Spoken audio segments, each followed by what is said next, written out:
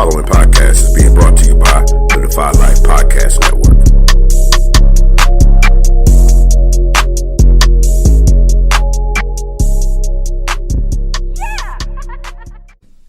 This week on the Anything, Everything, and Nothing podcast with Lynn and Kim, the ladies check in with the listeners, following up with In the News and Entertainment, featuring talk about the Heartbeat Bill, the principal in the Noose, and Kim's new couples crush, allegedly.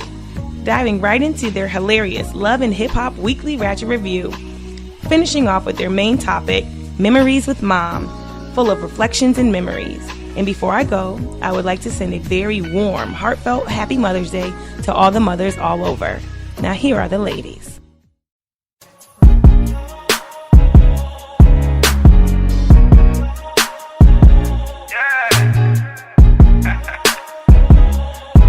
They talk about anything, everything, and nothing.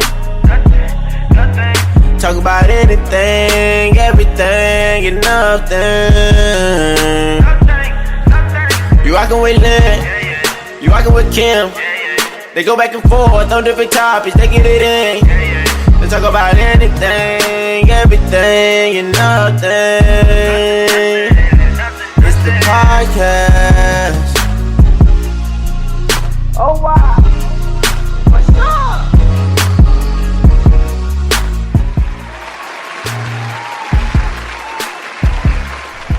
Welcome to episode 27 of Anything, Everything, and Nothing with Lynn and Kim. Sponsored by GoDefyLife.com. Visit www.godefylife.com for all your podcast content, music, sports, TV, and Defy Life gear. And guys, for the last 26 weeks, we've been telling you some incorrect information. You can also download the show and listen to the show on Apple Podcasts, Google Play Music, Radio Tunes, and Spreaker. And for whatever reason, I like Spreaker. All right. What's happening? Right. What's happening? Well, we got a visitor today. Oh. Not a guest, but a visitor. Apparently. We do. We got Visitor, to say hello. We got the hang on man today. Say hello. Tell everybody hi. Hi. See, he is doing the most today. He is doing the most today. Our visitor is Edison because for some reason he will not let me go. I'm talking about when I say will not let go, we talking about will not let go. So for all the people who say, oh, children do what they want to do, yes, when they want to do it, and how they want to do it. Exactly. And this one for sure. Edison been doing what he want to do, when he want to do it, how he want to do it since birth. Oh, good, great day. Well, yeah, he did it. He did his own thing at birth. He really did. He really did. And ain't nobody told him to do that. He really did. Okay, I'm gonna give you that. that. Yeah, you can laugh all you want. So yes, yeah, he did that. So we are podcasting live from the studio today, and it's Lynn and Kim and Edison. If Edison has some feedback on some of the topics, we'll see what happens. We'll see what happens. We'll see what happens. You got anything to say, Edison? No? Okay. Say Happy Mother's Day. Happy Mother's Day. To all the mothers. To all the mothers. Okay, you know what? See. Sit down. Go to sleep. See. All right. So anyway, guys, we are here in the house like we always are to do what we do for the people.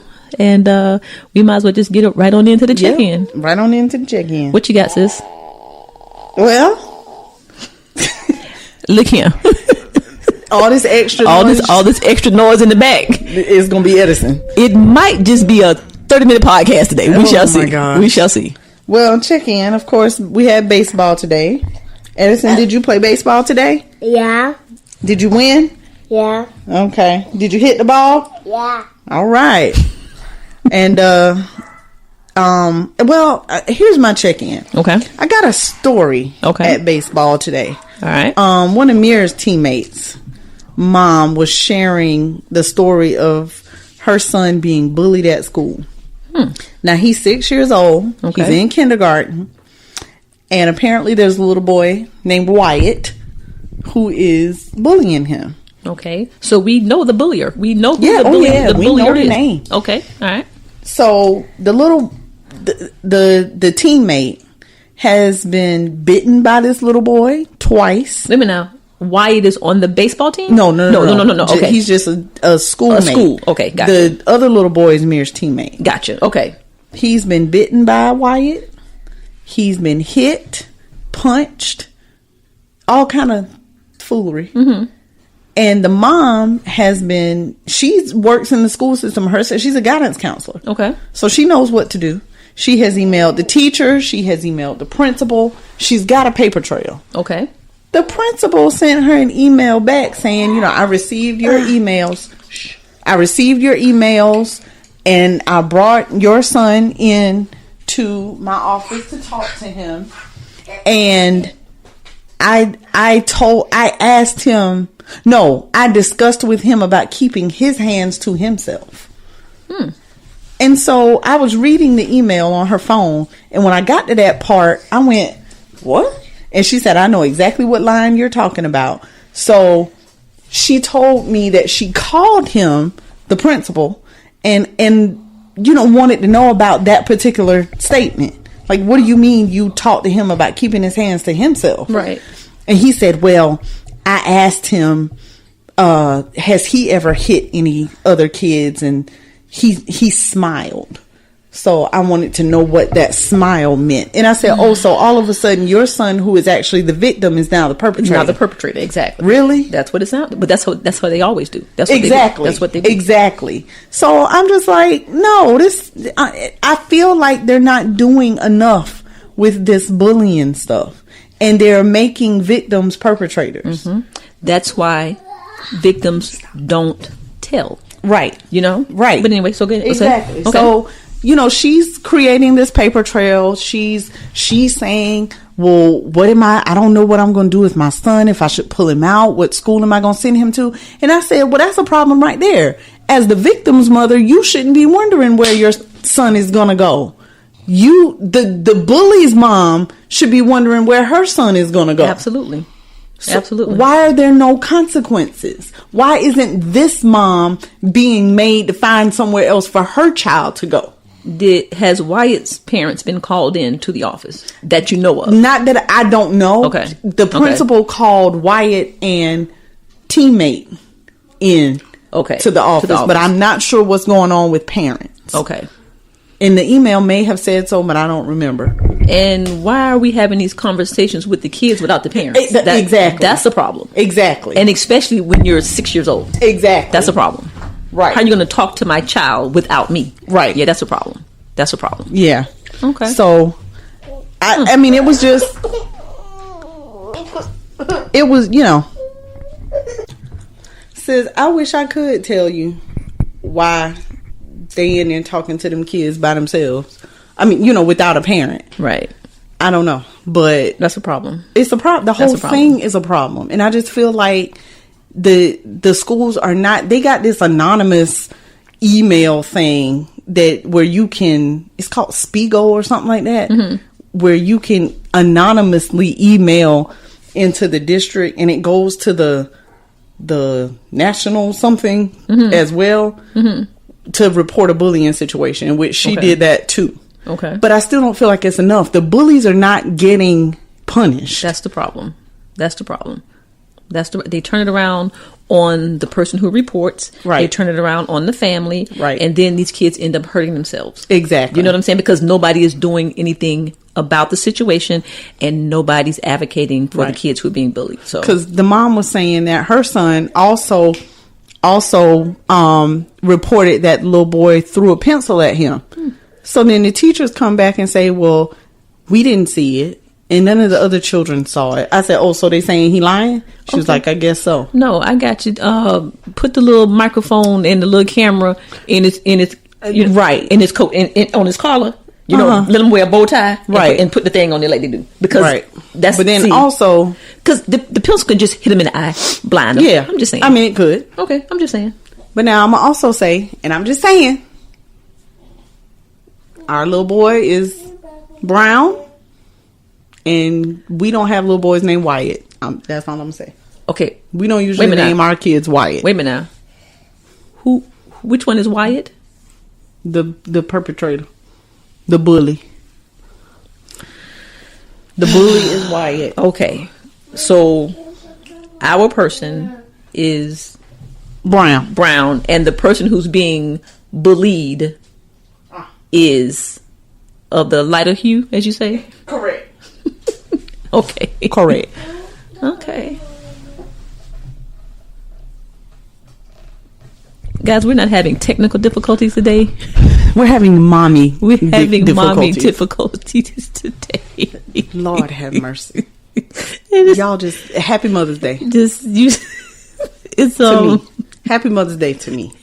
We might have to cut this show short because happy Mother's Day to me.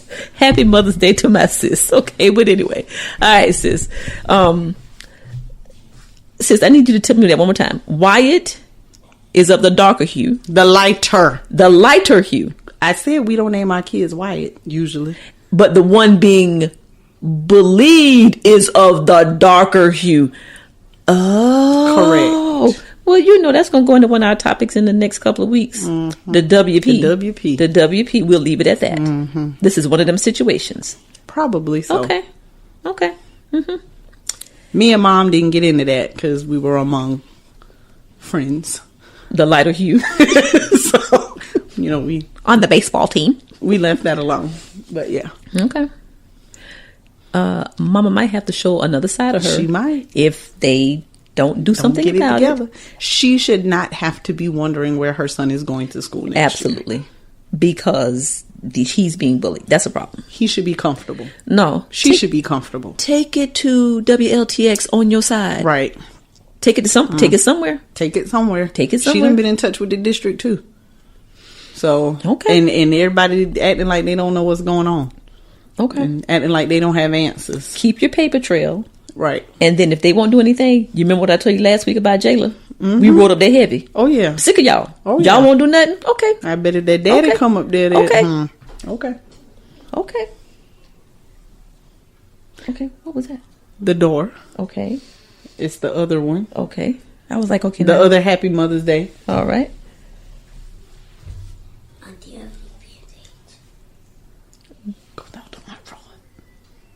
Yeah, we don't have any Band-Aids, baby. Don't take it off. Happy Mother's Day to me. Amir has come to visit with his Band-Aid. Nasty elbow. Okay, yeah, it is. He needs a Band-Aid. It is. I guess. I don't know if we have it. Baby, we have to be prepared for kid friendliness around here. You know what I'm saying? So, yeah, we kind of Aunt Kim and Aunt Roz are not kid friendly. Yeah. Why they're not, I don't know, because they have so many nieces and nephews. No, what you do is, if I know that you need a Band-Aid, I'll get the Band-Aid when I know you're coming. You see what I'm saying? If I know you're coming. Instead of just keeping some Band-Aids, because y'all don't ever need Band-Aids. Right, and if I know you're coming, I'll go buy some Capri Sun. You know what I'm saying? But I got to get the heads up. Y'all don't ever need Band-Aids? No, not really. No. Okay. Well, just hold that on there until I'm done, because we have some in the car. I think the best thing to do is to ask Aunt Roz if we have some.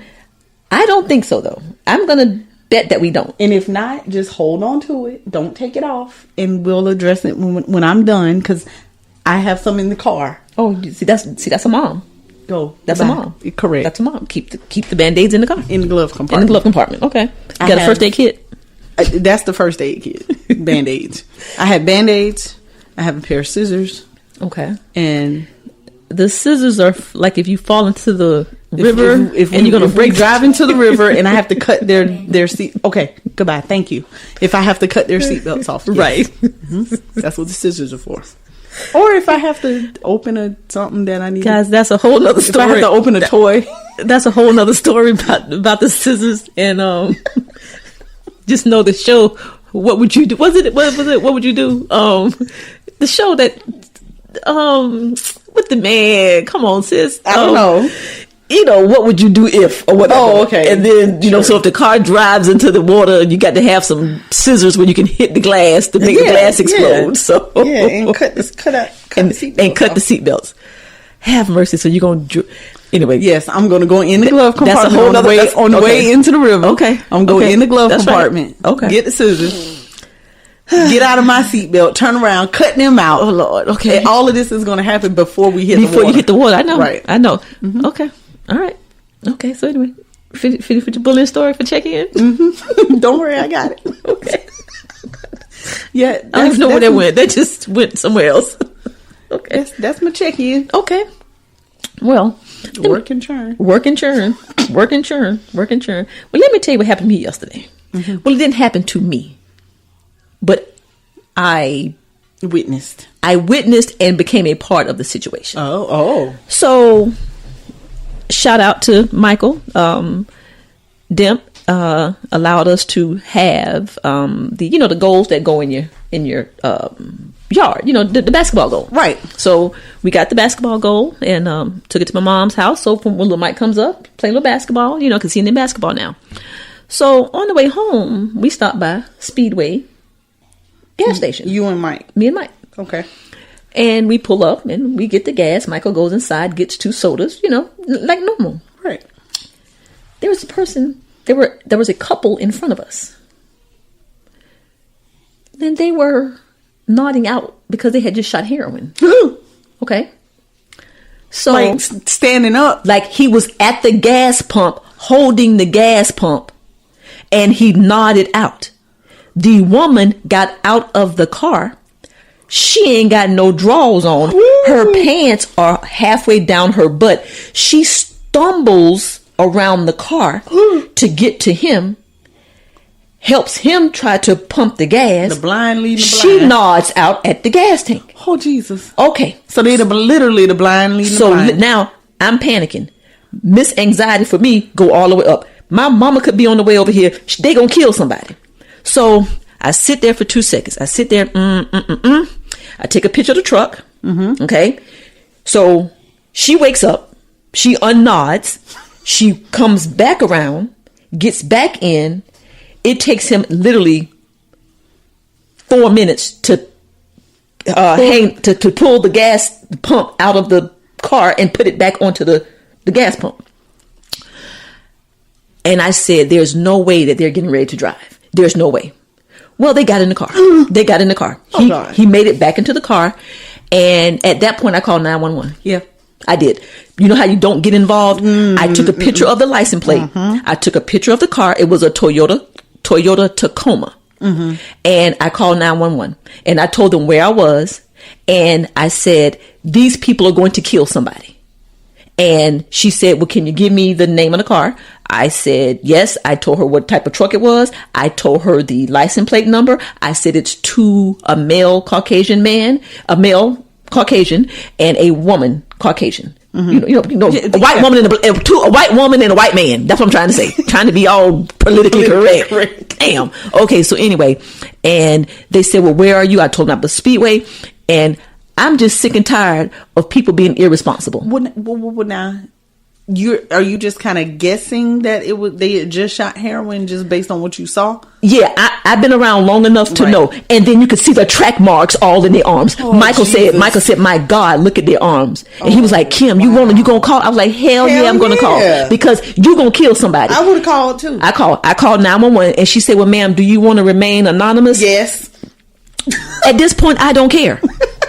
I said, it's a green. Y'all need to get them off the street. Trace, they are going to kill somebody. So then he pulls away from the pump. Must have nodded out again and just stopped. Okay, so now me and Michael, we have just pulled over to the side. We are in the parking lot, but we're just looking at them. Took about 5 minutes to make it from the pump to go around the building, getting ready to get on North Main. Oh, geez. Okay. So that's so scary. I'm still on the phone with the 911 lady. Okay. So I think she's frustrated with me because I'm like, no, y'all need to send somebody now. Y'all need to send somebody now because they're still parked here. Okay. Long story short, he gets to the exit of the store where to get onto North Main. And I guess he nodded out again. And he just sat there so no cars can come in and no cars can get out because he's in the middle of the way. Oh my God. So she said, okay, ma'am, we're going to send somebody right now. And I said, ma'am, please send somebody right now. I said, they're going to kill themselves or they're going to kill somebody. And that's not fair. And I just said, you know how sometimes you don't want to say nothing. I was like, the hell with that. No. I called. Did you see when police showed up? No, we waited for about 2 minutes, but they were still at they did not turn onto North Main. When she told me we're going to send somebody right now, then me and Michael. I wish y'all would have waited. Well, yeah. I mean, there's nothing else that I could do because I wasn't going to go over there. Well, no. But I'm just saying, yeah. So I don't know. I had to get home because I was already gone and it was dark. But the fact of the matter is, I called 911 because I'm sick of people because they mess around, kill somebody. I know somebody I don't know, and then it's. Or they're drug addicts and they just need help. And they're mentally ill. They're mentally ill. Here come the excuses. They made a conscious decision to get behind that wheel. How they made it to Speedway from where they were, I have no idea. Sis, the track marks was every vein in their body, in their arm, both arms. It was horrible. Oh my God. She got out the car, and I guess she might have been shooting down there. I don't know. Probably. But the pants were unbuttoned and they were falling off, and it was just her white. It was her white crack of her butt. Oh God. So yeah. So I decided yesterday, no more just standing around. I don't know if they got him, but if they trace that license tag, they should probably have an address or something. Yeah. And that's a hot mess. If they took it seriously and did something about it. I don't know if they did, but on the voice recording, they could hear that I was very serious. And I was like, I'm not, as a concerned citizen, this is why I'm calling. Right. I know what it is to be on heroin, and I know what it is to be nodding out. And Lynn, he said, he got the pump. He said, you know how slow they move? He got the pump. Y'all, I'm demonstrating to Lynn right now. So he gets to the pump, and then his head just starts falling. Oh God. Just like that. Yeah. Oh. So I guess she wakes up and realized that he's not pumping the gas. She gets out, comes around, and then she gets there and she nods off. And I was like, I be damn. Wow. I was that bothered me because that bothered me. And I'm like, now you over here in our neighborhood with that foolishness and gonna kill somebody. Right. So, but anyway, so I called 911. Yes, I did, and I'll do it again. And I would do it too. And I did it again. Okay. Oh my gosh, that is terrible. That is terrible. And so that was that. I just want to know, did they get him? I don't know. I call 911 back, be like, hey. he what Mike talking about.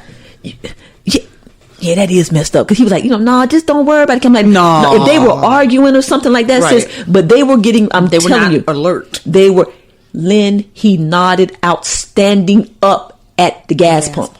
That's a problem. That is a problem. That's a problem. Okay, so that was my Good Samaritan thing for the week of the day. Good job. Okay, now, got a little bit of good news. All right. I'm going to try to tell the story without divulging who I'm talking about. But anyway, Lynn and I have a very close friend, somebody in our circle. And I'm just going to say that he won his appeal against his employer for unemployment. Yes. Okay. All right. Sick of the companies and the corporations mistreating people and then just thinking that they can treat you any kind of way. Right. So shout out to you know who you are. I'm glad he was stressing. And then check this out. If he wouldn't have won the appeal, he would have had to wait 5 months to start getting unemployment. No, ma'am. Who can survive 5 months? Nobody. But sis, what that means is you're going to get a job before that time. So then guess what? Mm-hmm. Then you don't even have to pay out. No, them bastards need to pay. Yeah. So and he need to sue. And he need to sue. Hell, and he said he's going to, but I just want to say shout out for going through with it, right. Not being scared, and you deserve. They didn't give you nothing. No. You deserve, and that. now sue him and sue him. God sue him for defamation. Sue him for wrongful termination. All of that, slander, and all that ugliness. Just being what you are. Emotional. What do you call it? Emotional distress. That's right. Pain and suffering. All of that shit. Okay. Sick of these people. Your friends' pain and suffering. That's why you need to just be an entrepreneur and work for yourself and treat yourself right. But anyway, KR, you know who you are. Yes. So we happy for you. We happy. Your red light on. I'm loud. Yeah. But anyway, I'm happy for him because I know that takes a lot of stress off of him. Because this man got a family. Yeah. But nobody got time for that. Did that corporation care about that when they let him go? Nope. Wrongfully let him go. Nope. Okay. All right. But anyway. I don't care nothing about you. So that's my check-in. All right. Okay. All right. So, damn, we had a weird check-in. It was kind of weird today. It was. Because we usually do a little something. I don't know. But anyway. Yeah. All right. Oh, well. Okay. Well, guys, sis, it's time for anything, everything. No, that ain't what it is. What the thing is? AEN in the news. That's it right there. I mean, same thing. Okay, guys, it's time for AEN in the news and entertainment. Why, sis? Because it's important to us, and we don't care if it's important to you.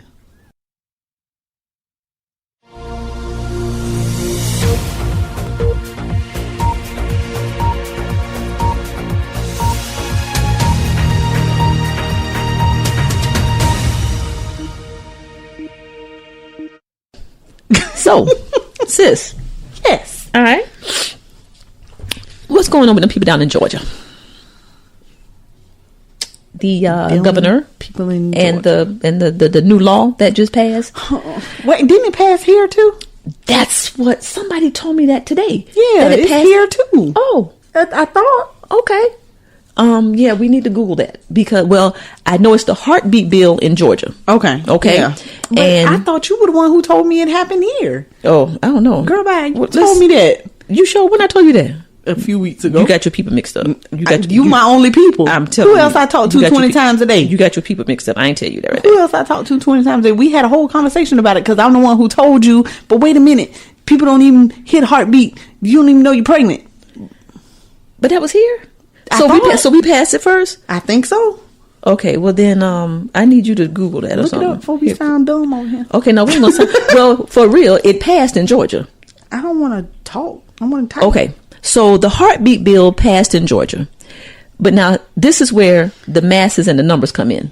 So you know Hollywood has now gotten involved. Oh, what you mean? Yes, the studios, different studios where they film in Georgia, they have decided that they will stop filming all production. You see what I'm saying? In Georgia, if that bill continues to pay, if the governor does not veto it. Oh, Yes. So, and it's like big time studios. I didn't see Tyler Perry, but Hollywood is definitely involved, and they are saying, okay, if you all keep this bill, we're going to take all of our business, because you know when them Hollywood companies come to your state, they have to pay you. Yeah. So I want to say yeah. South Carolina. South Carolina too. It's the same thing. In April. Yeah. It's the 8-week gestation. Okay, so South Carolina says we talked about that on We did. we talked about that on the No, we talked about it to each other. Well, how we did that? Because you told me. Okay. Well, how do you feel about that, sis? How do you feel about the heartbeat bill in Georgia? What's the name of the bill in South Carolina? Well, let's see. They are calling it heartbeat bill as well. Hold on. They're trying to make it a Southern Belt thing. Yeah. Oh, yeah. I'm sure. SC gives near final backing. Near final backing. So it hasn't been passed yet. Okay, so maybe they were talking about it. Okay, whatever. I don't know. I know we talked about it. Okay, well, it's passed in Georgia. It's passed in Georgia. Right. Okay. So I am a pro-choice. Okay. I'm a pro-choicer. And the reason I'm pro-choice is because... Can I ask you a personal question? Yeah. Pro-choicer. But do you believe in abortion? For myself? Yeah. No. Okay. You wouldn't personally. I didn't choose to do it. I got stories. Okay. But okay, I was just wondering, you know. Pro-choice. I'm pro-choice because I'm no judge of anybody else's situation. Gotcha. I don't know. I don't know if you were raped by your daddy. Okay. And that's why you want to have an abortion. In situations like that, I mean, for me, that's a no-brainer. Right. I don't know if you want to have an abortion because you 14, 13, or because your baby daddy, the person you were pregnant by, is a piece of garbage. I mean, I don't know. Right. I'm no judge of yours. Now, do I think that people need to use abortion as birth control? No, absolutely not. Absolutely not. Right. Absolutely not. But I consider myself pro-choice because I don't know people's situations and why they may choose to have an abortion. Let me ask you this. And we won't get into because we're not going to have our main topic about abortion today. Okay. If you get pregnant 5 times and you are using contraceptives and birth control and you just decide 5 times you don't want to have any children, do you think that to have 5 abortions, if you're paying for it yourself, do you think that's okay? Or does it have to be a specific situation like being raped? The child is, going to be disabled severely or something like that. I feel like if you did it 5 times, you're using it as birth control. Okay. And that's a hot ass. That's not good. Okay.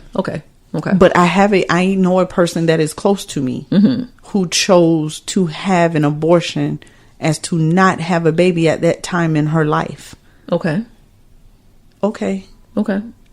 I'm not going to condemn you for that because I don't live your life. She had money and insurance to take care of it. Yeah. Money, yeah. She had whatever she had. As long as my tax dollars ain't paying for it, that's your choice. Yeah. I can't. I don't. For me, it's not okay. My situations. I got pregnant when I was 16. Okay. I didn't want to have an abortion. Okay. By no means. I was like, no, I don't care if I'm 16. I'm just going to have a baby. Okay. My mom was like, oh my God, what you going to do? You got to have an abortion. Okay. Then my daddy came along and was like, oh no, you're not having an abortion. I was like, well, great, because I thought the same thing. Okay. So that was the first story. Okay. With my third child, who I was completely and utterly not ready for, that was not a good time to be pregnant with my third child, whom I love so much. But when I went to the hospital on that October 6th, 2014 evening, and I was told that I did not have a stomach virus, that my pregnancy test was positive. Right. His father and I looked at each other. Okay. And was like, huh?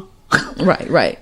And we gave each other the look of, what are we going to do? Okay.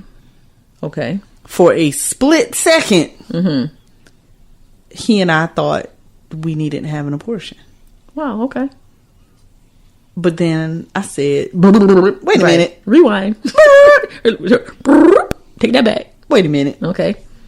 I said, no. If I didn't have an abortion when I was 16 and pregnant, okay, with nothing, right, I damn sure ain't gonna have no abortion at 35. Gotcha. Okay. Because I think it's not the right time. Okay. No. That's not what we're gonna do. Okay. Not at 35 when I got a whole career. And yeah, I might be struggling right now for whatever reason, but I got a whole career, a whole house. Okay. I'm on my own. I got 2 other children. No, we're not gonna do that. Okay. I don't care what I got to do. Okay. We ain't having no abortion. But that was me. Right. That's my situation. Now, when you had that split second thought and then you changed your mind, was your children's father in the immediate agreement as well? Like a split second thought and then y'all would like to... Nope. Yeah. Okay. Right. Gotcha. We were on the same page with the whole thing. Good. Okay. Yeah. We split second thought and we were both like, nah. We did this. We gonna do this. Right. Okay. Although he... most certainly did not want to have another child either. Okay, understand. With his situation. I got you. But it just was what it was. It is what it is. And we just made sure we didn't have them 7. Okay. So, but again, this ain't the main topic. I'm pro-choice. Okay. I think this bill sucks because most people don't hear that heartbeat until they are about 6, 7, 8 weeks pregnant. Okay. So now, and I mean, as far as just living life and experience, but so you can literally be 8 weeks pregnant and not even know that you're pregnant. Correct. No morning sickness, nothing. Everybody doesn't have morning sickness. Everybody doesn't miss a period. See, okay, right. So then you could just start feeling bad or funny one day, decide to go to the doctor, take a pregnancy test, and you're 8.5 weeks. If you're not prepared to have a child, according to this bill, you can't have you can't have an abortion. Right. I was between 6 and 8 weeks with all 3 of these. Finding out I was pregnant with them. Okay. I was between 6 and 8 weeks. Wow. Somewhere. I know I was 8 with CJ. I remember that very clearly. Okay. I was 8 weeks. And they're saying what the medical community is saying, at 8 weeks you can get I think the gestation heartbeat or something like that. Okay. Okay. So you're killing something with a heartbeat. But so when it's 6 weeks, you don't feel a heartbeat? You can't detect it. You can't detect it at 6 weeks. Okay. That doesn't mean it's not there. They just don't detect it. Gotcha. But the problem is... well, they need to make an instrument where you can detect it at damn 2 weeks. Right. Because the problem is, most people don't know that they're pregnant when it's at that point, right, where a heartbeat can't be detected. Okay, you don't know yet. Mm-hmm. And the people who, I made this statement to you when we had to talk about it with South Carolina, right? The people who are likely to get an abortion are not the people who are planning to be pregnant. Gotcha. The only way you know any earlier is if you're planning it, because you're going to take the early detection test. Gotcha. There are tests that you can take at home for early detection. Okay. But those are for people who are planning. That ain't for people who are oopsing. Okay. And that might be like, oh God, I got to get an abortion. Okay. So you hemming, that subgroup of people, you hemming up, because they're not going to know. Okay. I don't like the 8-week thing. This is a way of the man trying to control what's so. And I'm gonna tell you something. There's something somewhere, some legislation, some lobbyist somewhere that's pushing this. Right. It ain't just because they looking out for the children. Right. I promise you that. Right. There's something going on. It's some money somewhere, something that's making that's pushing that. Right. But no, you can't. I don't like that at all. Right. So we got to follow and see. I want to say, I know they said that they were going to try to force the governor to veto the bill. And I don't know, because Hollywood is coming hard. So we got to see if the Tyler Perrys and all of them, if they do that. But I don't.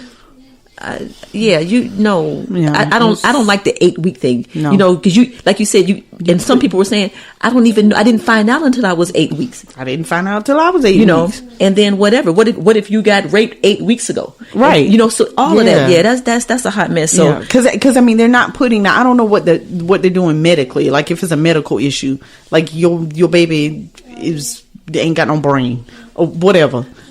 I don't know. Are they making? Is there like some concessions for medical issues? I don't know. All I know is that and I guess after 8 weeks you can do whatever you're going to do at that time. Right. But I know that for rape they're not making concession. Right. And that's not okay because incest.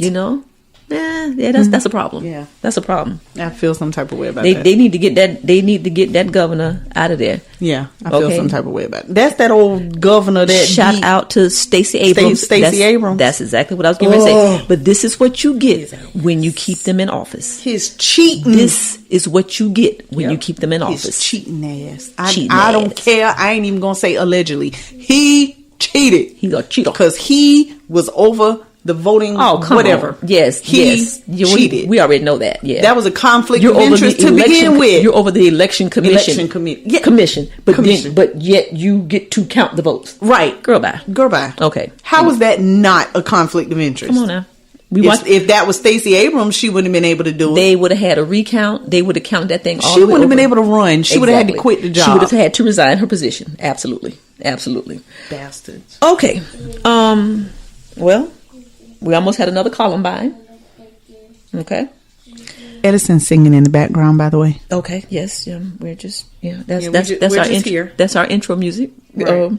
So there was another mass shooting in Colorado. Columbine-like. Well, it was Columbine-esque. It was supposed to be Columbine-esque. Did you hear about that? The parent that sent the email back in September. Wait a minute. Okay. There was a parent who sent an anonymous email back in September and said to the district, there is something that is Columbine-esque I told you brewing. Did you tell me that? Yes. Or did I hear that on news? Listen, I was like, damn, because I just told you that yesterday. No, wait a minute. I just told you. You told me that? I told you I thought I heard that on... That's how much we talked. We talked too much. Listen, I was like, what? Yeah, remember I said, sis, there was the letter, and then we said, no, let's talk about it. Sis, I told you that yesterday. Think about the conversation now. For real. You sure I didn't hear that on news? You didn't hear that? Okay. Now, you might have heard it on the news, but we talked about it yesterday. I think yeah. Okay. Yeah, no, because I was like, sis, because you was like, for real? And I was like, yeah, because we didn't know that. Oh. Yeah. That came after the fact. That came from... I was your news sources. Yes. I was your news That source. came from WKIM. I like that. That was a good one. That was a good one. That was a good one. WKIM. Okay. You've been on a roll here these last couple of weeks, you know. What'd you say? What I do. Last week you said a piece of... piece of shit. That was good. What Okay, guys, we digress. We sorry. We sorry. Okay. WKIM. WKIM, because I be on it now. That's my news station right there. But and for the weather, and if you want to know about the weather, WKIM. email us at... Meteorologist. Look. Email us Meteorologist Kim Cannon. Email us at aen@godefylife.com. I'm trying to tell you. Listen, I be like, the storm is 18 miles out southwest. I be coming with it. The severity of the storm is 1 mile southwest of Newberry, heading toward Columbia. You know what I'm saying? I was like, Lynn, with 40-mile-an-hour winds. Lynn, get the boys, get out the window, get in the bathroom, get in the Hunker bathtub. down. Yes, I be trying. She says hunker down. Hunker down. Hunker down. Okay, that was a complete sidebar. But anyway, so Mr. Devin Erickson and another person will, of course, because he's under 18, they're not going to call his name, but you can go try to plan to kill up a bunch of people, but you can't have your name on the news. But anyway, so Mr. Devin Erickson, 18 years old, and another juvenile decided they were going to go to the school in Colorado in the affluent suburb part of Colorado. They made sure to say that, okay? I'm just saying. And because stuff like that doesn't happen. Yeah, well, that's the only place it's been happening. Exactly. It ain't happening in the hood. So when last time you heard hood school get shot up? I'm just saying. By black boys. They don't. They don't. Okay.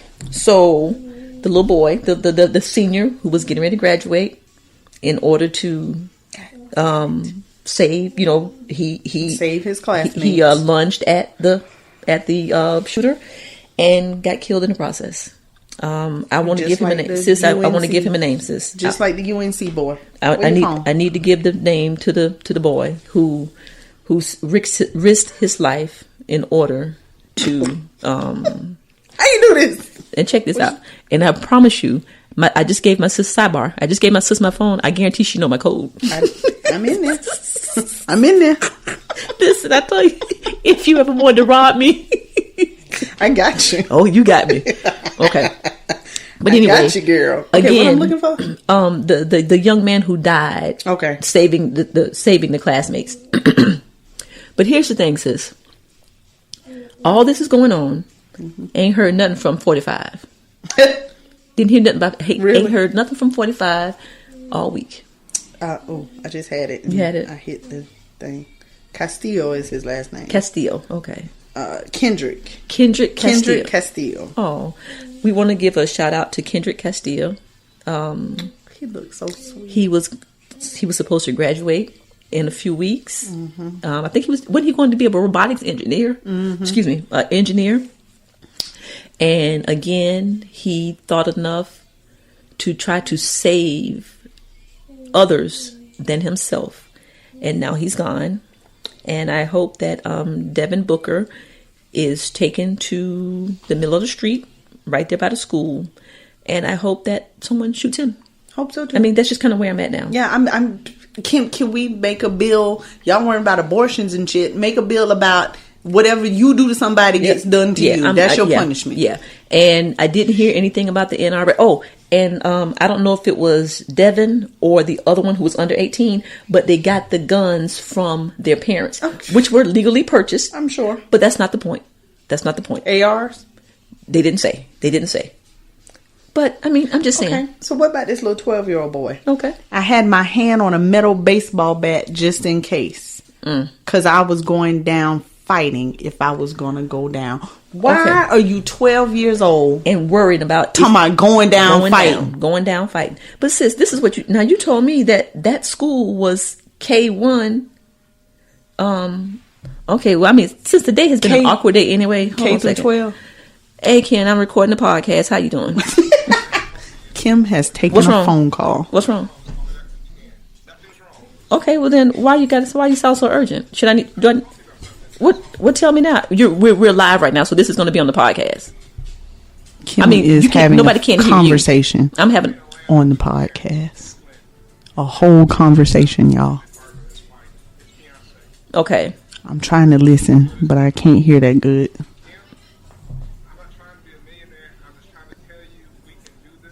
Okay. Kenny said, I'm not trying to be a millionaire. I heard that much. Okay. I'm trying to be a millionaire. I don't know what Kenny talking about.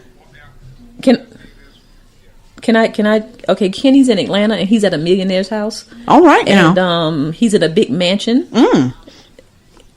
Take some pictures. Take some pictures. Kenny, take pictures. Take some pictures. Well, who's the millionaire? Is he married? Yeah, he's presenting. What did he present his wife with? His fiance? His wife. Custom made what? Custom made Stingray Corvette. A 2020. A 2020 custom made Stingray Corvette. Oh, all right. So he got a boo thing. Damn it. Okay. I hope I want it too, Kenny. I want it too, Kenny. I want it too. She talking about hey, he talking about hey, Maylin. Hey, Kenny. Hey, Kenny. He said he ain't never been. He say this some Jay-Z, Beyonce shit. Okay. Yes, Kenny. Okay, yes. Is it a famous person or is not a famous? No, just a regular. Oh, he's just regular. This is a regular person, y'all. In the mansion in Atlanta with the Stingray. Okay. He got a boo thing. It's a whole nother way to live. It's a whole nother way to live if you're doing. What does he do? What does he do? What does he do? He has a defense contract with the government. Oh, get it. And he has a record company. Oh. And he's investing in company. Everybody in Atlanta got a record company. Okay. Everybody got a record company. Well, what is Kenny doing over there? How he got over there? How Kenny got over there? I'm not going to say that part because I'll tell sis that off the air. Now, Kenny, listen to what I'm saying. Guys, excuse us, but this is kind of important. So we're literally on the podcast right now. So when you're talking to me in my ear, this is going to be on the podcast. Mm-hmm. This is how real we are. This is how real we are. It's black. He's in his 40s. In his 40s. In this white neighborhood. They're the only black family that lives in this neighborhood. Wow. He has a mansion on the corner. And why is Kenny over there? Well, Kenny, how you end up there? How you got over there? Well, how you? Clarence and another guy are friends with the guy. Tell Clarence to call me, Kenny. You know what? He ain't tell him nothing. Let's cut. Okay. I'll call you later. Call you later. Yes. Okay. Take some pictures. Yeah, take some pictures. He talking about I'm not even drinking. He talking about I'm not drinking. Well, listen.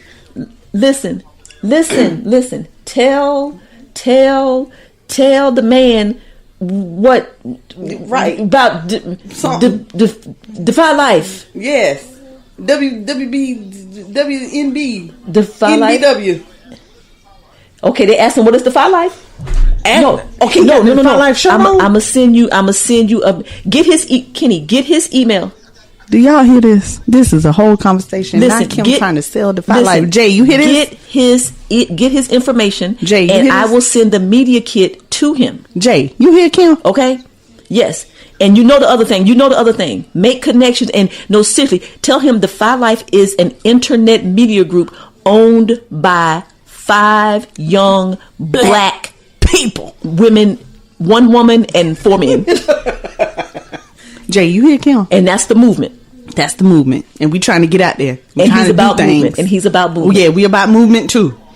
Ask him. We need donations. Kenny, ask him sponsorship. If you can get his email address and allow your cousin, who is the director of communications, the opportunity to send him at least him the information so we can we can talk to him. She working on the air, y'all. This some craziness. Oh, he's at the pool right now with a waterfall. In it. The pool with the waterfall. Now, hold on a second, Kenny. Now, guys, this is what you call keeping it 100. Because if me and Lynn were on the phone, I would tell Lynn to hold on. Then I would merge her and Kenny, and then we would be talking about this whole conversation. Okay, Kenny, I'm gonna hit you back after the podcast. Tell Clarence I said hey. Okay, guys, that was breaking news. That was breaking news. I'm trying to solicit business. Jay, you heard Kim? Jay, did you hear? I think Kim need a raise. Jay, did you hear me? I'm gonna find out. I bet he'll have that media kit by the end of the weekend. I know that's right. I bet you he will. Okay, well, sis, hold on. We were talking about the people getting killed, and then all of a sudden the phone rang. She took the call. He had the mansion. He had the mansion. He's like, man, I ain't never seen nothing like this. This some Jay-Z and Beyonce shit. Shout out to my husband and my wife. Oh, gee. Okay, but anyway, okay. Did you see them at the game last night? No. My baby hair It's a sidebar. hot mess. And Beyonce is like He had brunette now. He or had something. that headband on. Yeah, I'm he, so had sick of that he headband. had a hat on. Oh, why he had the headband on with a suit? Yeah. At the Met. I guess they were at the Met. The Gala. Met Gala.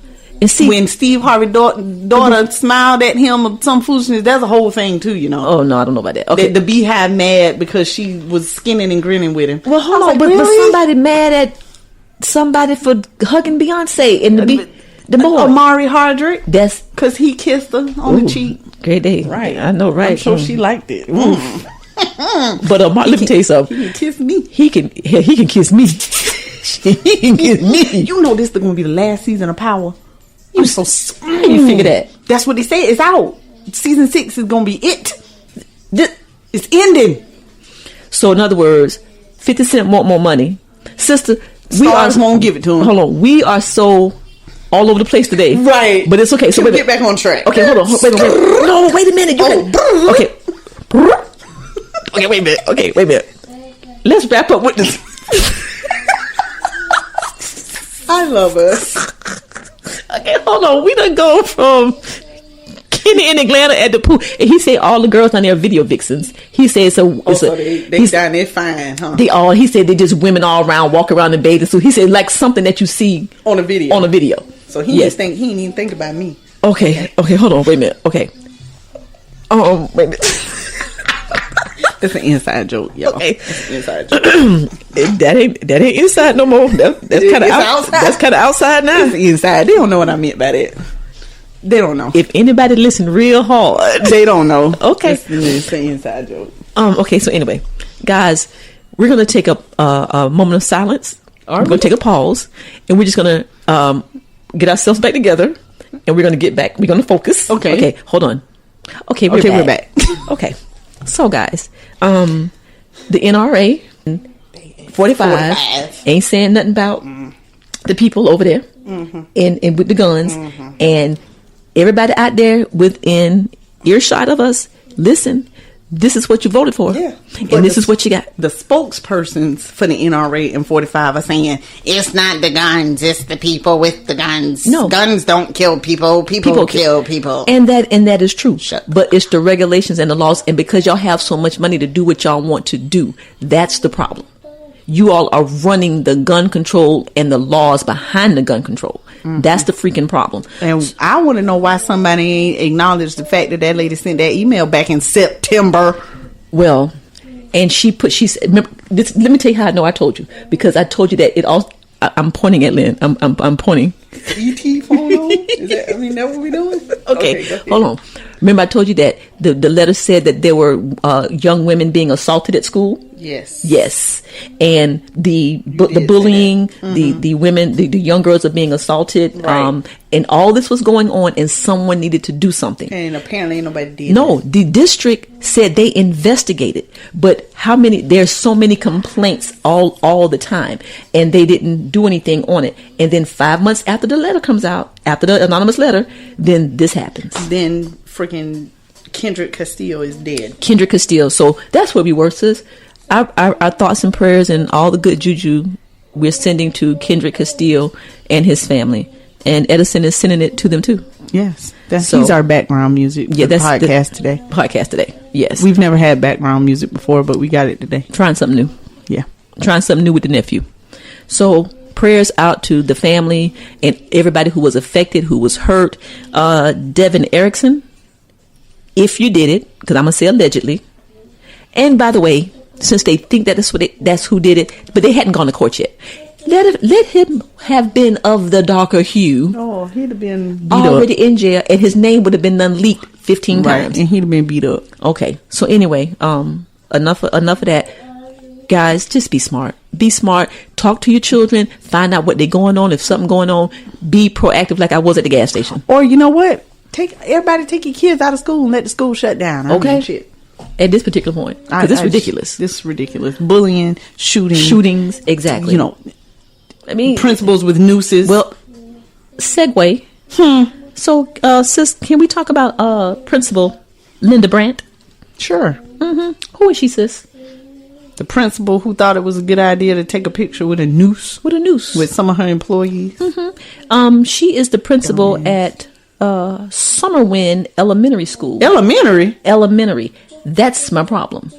In California. I didn't know it was an elementary school. Elementary school, sis. Now, let no serious, like on the serious tip. So you got this principal. By the way, she was also one of the candidates for the district superintendent. So you got this principal and her faux cronies, and they had. Did you see the news? Did you see the picture of the noose? I mean, it's a noose. It's a noose. It's a noose. Like they're getting ready to go get somebody at the shed. Where do you even get those? Where do you even get that from? I mean, what are they? Are they for something else? Do they have another function? Sis, You just go buy them at the store? Sis, I've been around 51 years. I couldn't tell you where they to get sell a noose them from. at Simpson's Hardware. Lowe's, I could not tell Home you where to get Depot. a noose from right now. Okay. So anyway, she decides that they're going to take pictures and smiling pictures with the noose. Then Like it's funny. she decides to send them through email. Well, you know what happens. Yeah. Somebody got hold to it. Because it went through fucking cyberspace. It went through cyberspace. Oh, I'm sorry. No, sis, good. I love it when you get like that. I love it. So then, sis, but here's my problem. You are, hey, Eddie Boo, you're getting louder. Edison, bring the background. The volume is raised. So he's singing hard. This principal and these teachers are teaching elementary school kids. I got a problem with that. It would have been bad enough middle school, high school. Right, but elementary school. So then what kind of seeds are you planting on the Hispanic, the Asian, the black kids in that school? Right. Because if you are laughing about a noose, you feel a type of way about African Americans. About brown people, yes, you I'm do. just saying. Yep. So I got a problem, sis. I do too. And what I read this morning was that they were supposed to be on administrative leave while under investigation. But last Thursday, all 3 teachers and the principal showed up for work. Oh. So that's just some foolery that they're trying to fool us with. Right. Yeah. So Linda Brandt and Summerwood Elementary School teachers who thought that was funny, y'all are, in the words of Charlemagne the God, the donkey of the day and the week. And the year. And I'm like, look, get the kids up out of it. If y'all got if those teachers are allowed to stay there, I mean, they are smiling like they're like they had a photo shoot, a bunny rabbit or something. Yeah, they had a photo shoot. I got a problem with that, sis. But anyway, I got a problem with that too. So Linda Brandt, go to hell, all the way. Okay, and burn. Then come back and then do it again and burn. Sick of you. Burn. Oh damn! Come on, there. Burn, baby, burn. Disco Inferno, burn, baby, burn. Burn, baby, burn. Okay, guys, that's our song for the week. Okay, but or anyway. hang from a noose. That would be. Is that a better. song? Is that a song? That's not a song. Okay, but she can hang from a damn noose. Yeah, hang her. Hang her. Hang her. You know what she did? She made fun with a noose. Take her outside. Yeah, and hang her with a noose. Hang her with a noose. Yep. I mean, that will cut all of this out. That what they do in the other countries. Yes. You steal, your hand get chopped off. You chop your hand off. You lie, your tongue get chopped off. Okay. You look at a naked woman, your eyes get cut off. Gouged out. I mean, I don't know what you do to get your head cut off, but they cut heads heads off too. I'm sick of this. I'm sick of this. And the thing about it, what I was saying, sis, is we don't have to burn stakes in yards anymore. No, you don't have to wear Ku Klux Klan paraphernalia anymore. No, they in plain clothes. In plain clothes. They're teachers. They're doctors. They're presidents, and they're showing their faces. now. Okay. Because they was all that before. They just covered their face. They just covered their face. We didn't but know. There is a reason why they feel now that they're taking pictures. Now they're taking pictures, sending them all across cyberspace. Videos. Okay. So anyway, sis, so again, Linda Brandt, I'm go to hell. Canada. Yeah. Go to hell. Go to hell. And burn. Go to hell and burn. Okay. Sis, your man. I found out today, your man. My man. Steve Harvey. All right. Because I know every morning I'm talking to you, you be listening to Steve Harvey. Listen to the Steve Harvey show. They say, excuse me, guys, that his TV show, the Steve Harvey show, is ending in June. That's what they say. What? And they said that after June through September, they're going to show reruns. But he's off the air. Well, now he's off of ABC because he's on ABC now. Right. Yeah, he's off of, yeah. Well, darn, I wonder did his viewership drop? Viewership, well, now, sometime you can. Well, didn't he just win an Emmy? Oh, that was for Family Feud. Okay, Never but mind. sis, Family Feud, the Steve Harvey Morning Show, the little churn who got the talent. Yeah, he everywhere. The pageant. I mean, you know, Steve everywhere. Damn, Steve. Yeah. I'm just saying, you know. And maybe that was the thing that is the least. I feel like he tired. I watched the show. He might be tired. I wasn't a fan of the show. Well, no, it ain't. I love the radio show. Yeah, I love the radio it's show. not the bestest. Yeah, it's but you know he tried it, so you know, do what and you it do. lasted. For, he had a good little run. Did he? Okay, Yeah. how long has he been on? I know he used to be on Fox. He used to be on Fox. He was on. He started out on Fox. I'm gonna say it's how old is Edison? 4, at least 4 years, because I know he was on when Edison was a baby. So it's been on at least 4 years. Okay. Yeah, and he been with Family Feud at least 6 years. Okay. Because Mir loved it when he was a baby. Okay. Like he would hear the Family Feud music and he look around. Oh, and he'd okay. be ready. Cute. It was too cute. Okay. Well, so guys, Steve might not be on, but the radio show still be on, and they'll still have. What's your favorite segment? The strawberry Letter. The strawberry letter. All right. My sis and them damn That strawberry letter. Okay. Well, Steve might be tired, which leads me to. Well, he should be. He should be. He got to be. Look how early he got to get up every morning. I'm just saying. Hey. But Leads Steve leads me to. Okay. Last week, apparently, on his show, the TV show. Okay. He said that rich people can't sleep 8 hours. Rich people can't sleep You can't 8 hours. sleep 8 hours. What does that mean, sis? Okay. What I took it to mean, and which is exactly what I feel like he meant, was that if you want to be rich, be wealthy, make money, you got to be up. You got to be working. Okay.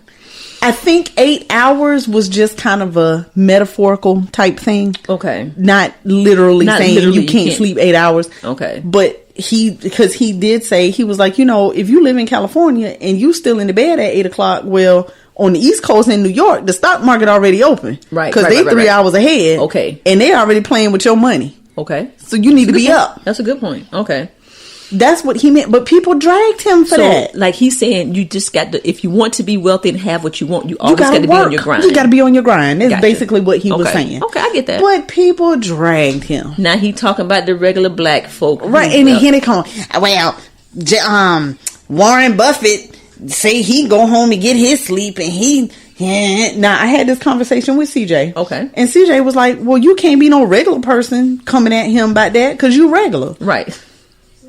Right. So then I was like, yeah, somebody said something about Warren Buffett. He said exactly. Why is somebody else saying that? Warren Buffett need to be the one saying that because he the one with the money. That's right. Why are you over here talking about Warren Buffett and you regular? Okay. So CJ had a good point. He was like, you know, y'all can't come at him about that. Excuse me. Shout out to CJ. Shout out to CJ. Okay. My boy, he's so smart. Y'all. I just love him. Can I just have a sidebar? And I know it's superficial. CJ is so damn handsome. I mean, like, if I was 30 years younger, not his aunt, and I, didn't like the other, I might be his sugar mama. Okay, if I was 30 years younger, okay, would you be his age? I would be 20. Because I'm 50. Okay, yeah. So I'll be 20ish. Yeah, he would be my man. He'd be your boy. But at 50, if I was straight, I'll be his sugar mama. I'll be his sugar mama. CJ will be riding around in a 2020. CJ will be riding around in a 2020 Stingray.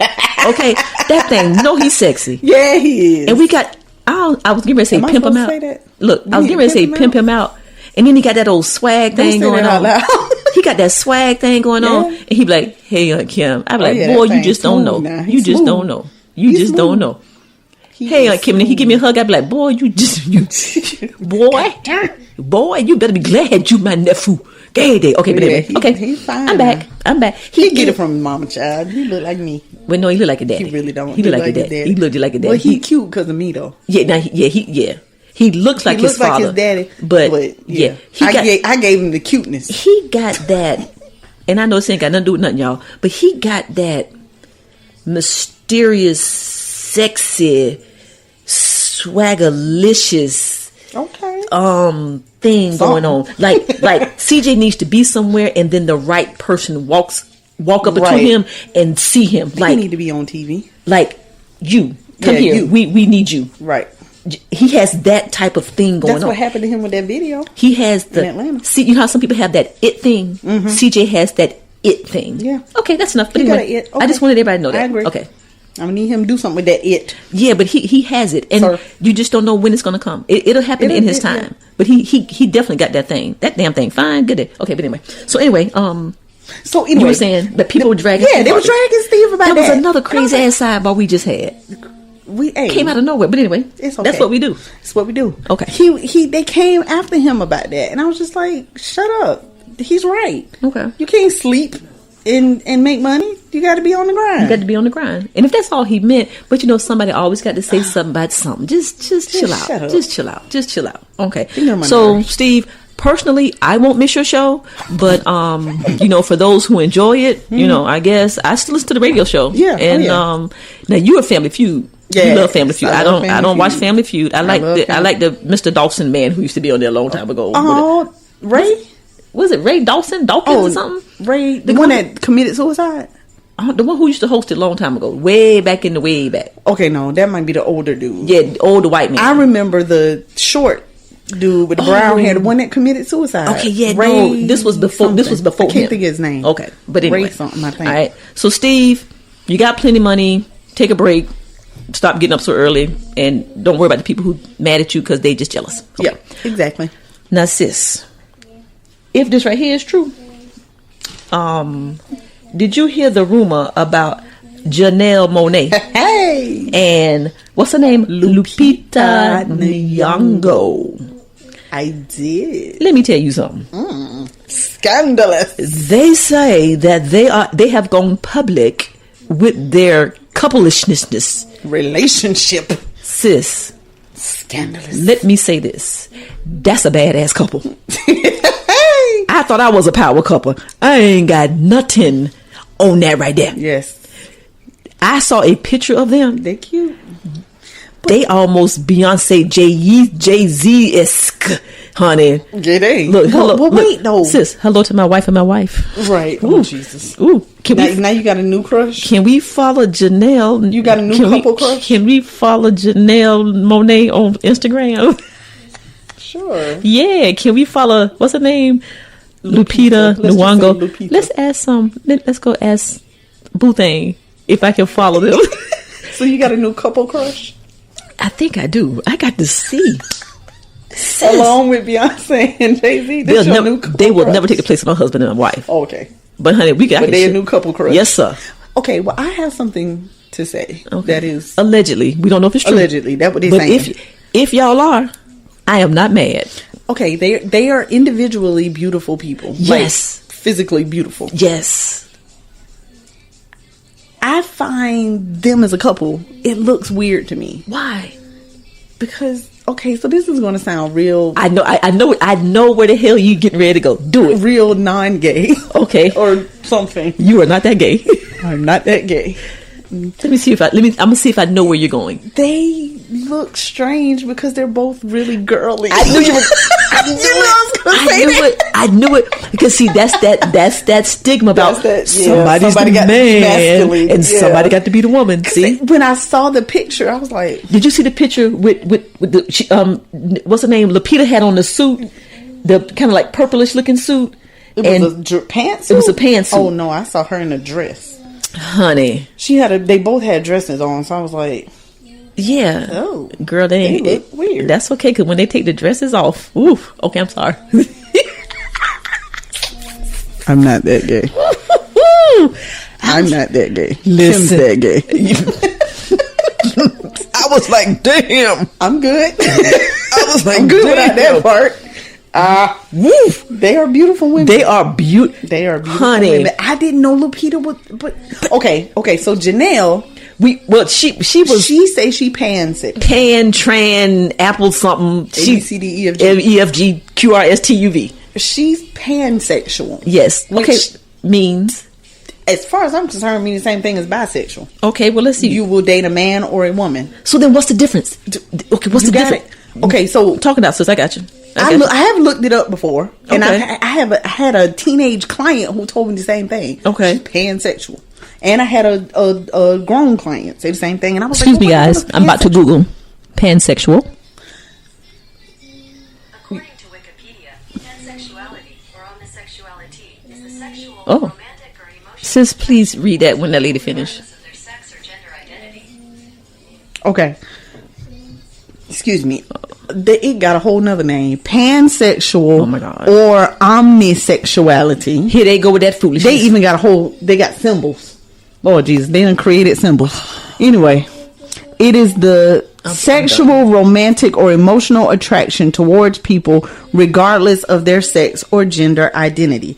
Okay, here's how it's different. Okay. You heard that? Yes. You got it? How it's Yes. different? No, Okay. no, I don't know. I don't know. Pansexual people refer to themselves as gender blind, asserting that gender and sex are not determining factors in their romantic or sexual attraction to others. Here's what makes it different. Then you can be male, female, transgender, woman, homosexual. It don't matter. Okay. You're a person. You just have Okay. to be a person. It doesn't matter what your sexual So it's not. So it's not identity is. about the sexual attraction, Right. It's about being attracted to the spirit of the I person. guess so. So Just whatever you are. If I meet somebody in the grocery store and we hit it off with chemistry, black, white, male, transgender, I would be attracted to them. But then, is there a Yes. sexual component to that though? What you mean? Like, I mean, Well, I guess you got to be sexually attracted to them too. oh, okay. But it don't matter. It doesn't what matter. they are. Okay, so for example, I don't think that I would be attracted to a transgender woman. Right. Okay. Okay, so but a pansexual, Right. It wouldn't matter if you like women and it happened to have transitioned. Yes. It's okay. It Okay. can be a being that has boobs and a penis. I guess. Oh, You know. Okay. Well, let me say this: Janae and Lupita, gay day. I don't think they got no boobs and no penis. Gay day. Oof. So stupid. No, sis, girl. I know they sexy now. Let me listen, sis, and you ain't that gay. I ain't that gay. Lupita but they is sexy. Lupita is that chocolate. okay. Can I? She got a brother. With this, okay, can I? I'm getting ready to say this. Oh, she be getting ready to be real gay. No, you stupid. No, Lupita reminds me of Andrea Fleming. Oh wow, they ain't calling people names and shit. Oh, shout out to Andrea. Hey Adrian. Hey, Andrea. That type of beauty. It's that sexy beauty. You know what I'm That saying? That mysterious kind of, Yeah. like I'm the shit and you better recognize it. Yes. Is that? I'm not a big. And she thought she was ugly when she was little. Ooh, Lupita? Did she? Yeah. And you know why? Because they Yeah, talked about her 'cause she skin was color. dark skinned. Because she was Blah, dark blah, skinned. They blah. make me sick. She is. Her and Spice are along the same color line. Yeah. And I think Spice is pretty. I think so, too. Now, but Lupita, welcome to Yeah. the family. Stupid. Oh my god, guys! I'm Oh putting. God, I'm, she's running her fingers through her locks. say it again, sis. Goodbye. Go sit down somewhere. You so gay. I am sitting down. You so gay. Okay, jeez. But she is beautiful. She is. It looked like you can touch her and it just come off on your hand. She is beautiful. Damn. Calm down. I'm back, Jesus. and you notice I'm not talking about Janelle. Right. Okay. Janelle fine too. Now don't. do Oh, that to her. wait a minute. You're not paying sexually over there on me, are you? Oh, Because I mean, girl, no, she got that cool swagger thing She too. does. She got She got that. that- I'm that- different kind of yeah, swagger I thing. like that about her. But anyway, let me say I'm this. not pansexual Okay. or any Or kind of pan or pot or whatever. Shit. hetero. How do you have another symbol? Hetero. They done created a whole nother symbol. Why don't we have a person? Why don't we make a person symbol? Right. Okay. That would be good. Okay. But sis. Okay. So anyway, sis. So anyway, Okay. Enough about Lupita. Lupita. Oh God. Woo. Okay. Somebody come get her. Rod. You gotta say Bay. Oh, I'm sorry. You gotta say Bay. Well, she ain't my babe. I know, but you gotta say Kim Bay. Oh. Kim Bay, come get your girl. Auntie. She probably sleep. I think she sleep. Roz, help. Y'all, please come get this girl. Oh God, I don't know what That's to do. some good news. It is good news. So Yay. now, are they? I didn't know Lupita was gay though. I never. But hold on. We thought she was dating a man. But wait a minute. Is she gay? Or is she gay? She might be bi. Because Janelle is allegedly pan or something. Yeah, pan. But either way, them two together is fire. All right. I'm just saying. We like it. If y'all ever in Columbia, hook us up. We love it. Rainbows, girls. Rainbows and unicorns, honey. Rainbows and unicorns. But see, because people have perceptions of what gay people are and look like. Man, you put both of them on the screen. Whew, okay. Whew. I thought me and my baby was a power couple. Did you now? I mean, like we the power couple in our little clique. You know what I'm saying? That's what they tell us. No, seriously, we have been told that our friends look up to us. Yeah. I'm like, oh. I've been told that y'all fine and all kinds of stuff. We had a whole conversation about that on the way to Florida. Oh, Nicole was like, man, Kim and Roz be dressing and they be looking good. And Say it again. I'm not. I'm done. And CJ does the same thing. Talking about how fine y'all are. Yep. Over Christmas, he was going on by Roz. He was like, "Oh, gay day," he was like, "Gay day, Aunt Roz fly," And I was like, "What about me?" "Oh, you too, Aunt Kim," but I'm just saying, Well, he has told me that Aunt Kim fine. Ooh, I'm just saying, I mean, she's so fine. I'm just saying. She's not. Lies. Don't tell a lie. Listen, can we stay on track? Okay, can we still? we starting to sound like Take a Knee. Oh, I just snorted. Take a Knee got a reputation for not staying on track. Okay. Shout out to Scott and Uncle Oz. And V's when he there. Take a knee for DC versus Marvel. No, wrong. Oh, Marvel versus it's DC. To rhyme. Take a knee for Marvel versus DC. Come on now. Oh, well, okay. Well, yeah, that show. It's a podcast. It's really good. Listen to it. Check it out. In our network. They drop on Sunday. Shout out to the Defy Life Podcast Network. All right. Okay. So sis, Janelle, we have decided that Janelle and Lupita, that's a go. Yes. If it's a go, that's a go. Sure. I need you to Google that and stay on Facebook and find that for me, okay? Okay. And go to Instagram and follow them from AEN. Okay. So they can hear this. Okay. Okay. Last and not least, guys. I say last and not least. We had some good news over the pond over the week. Oh. Okay. Yay. My sis brought this to me because I really forgot about it. Sis, I'll lead that story, sis. We have a new royal baby. You know what? The royals are at it again.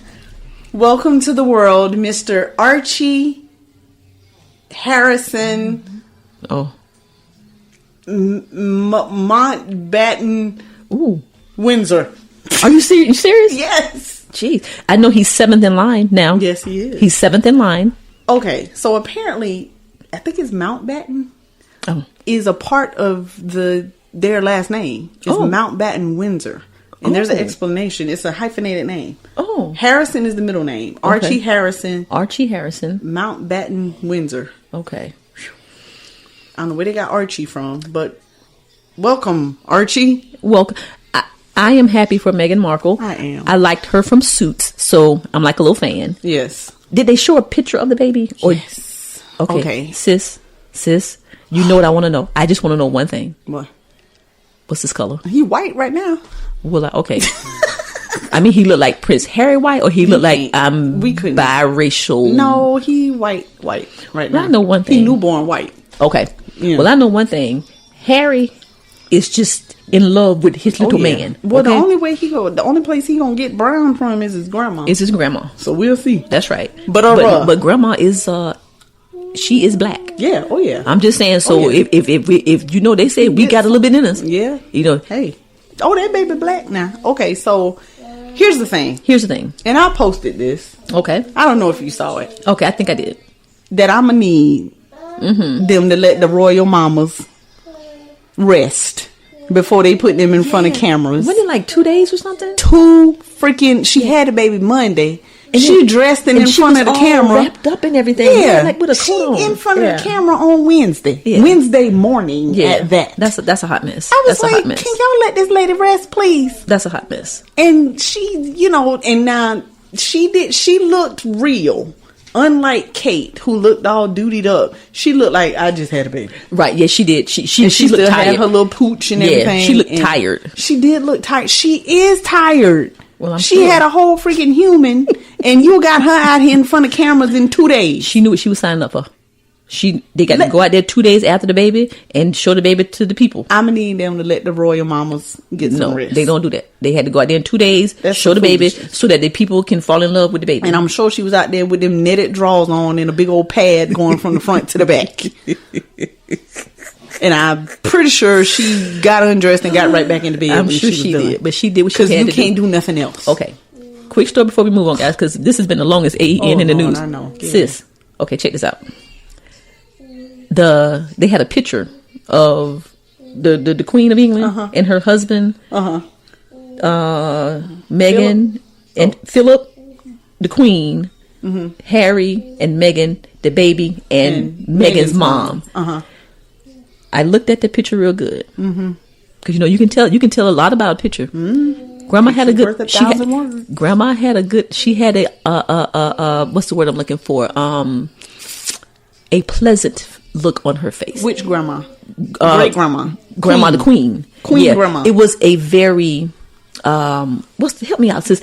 Genuine. The smile looked genuine when she was looking at the baby. I saw that because I was looking at. I did too. Yeah, I was looking for what that face looked like. What was that face? Was it? And she did look genuine. It looked genuine, exactly. So I was glad about that. Okay, so some dude, I don't know his name. It ain't even worth knowing. Oh Lord, has been fired from BBC because his raggedy ass posted a picture of it's an old picture that obviously is an actual picture of a white man and a white woman walking out of a building with a monkey and said the royal baby on the way out the hospital or some foolishness, and he's been fired, and that's making good. reference to Harry, Archie, to baby Archie, Harry and Meghan. Yes, see, there they go again.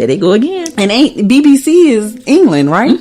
Yeah, that's the British broadcast. The British broadcast. Yeah.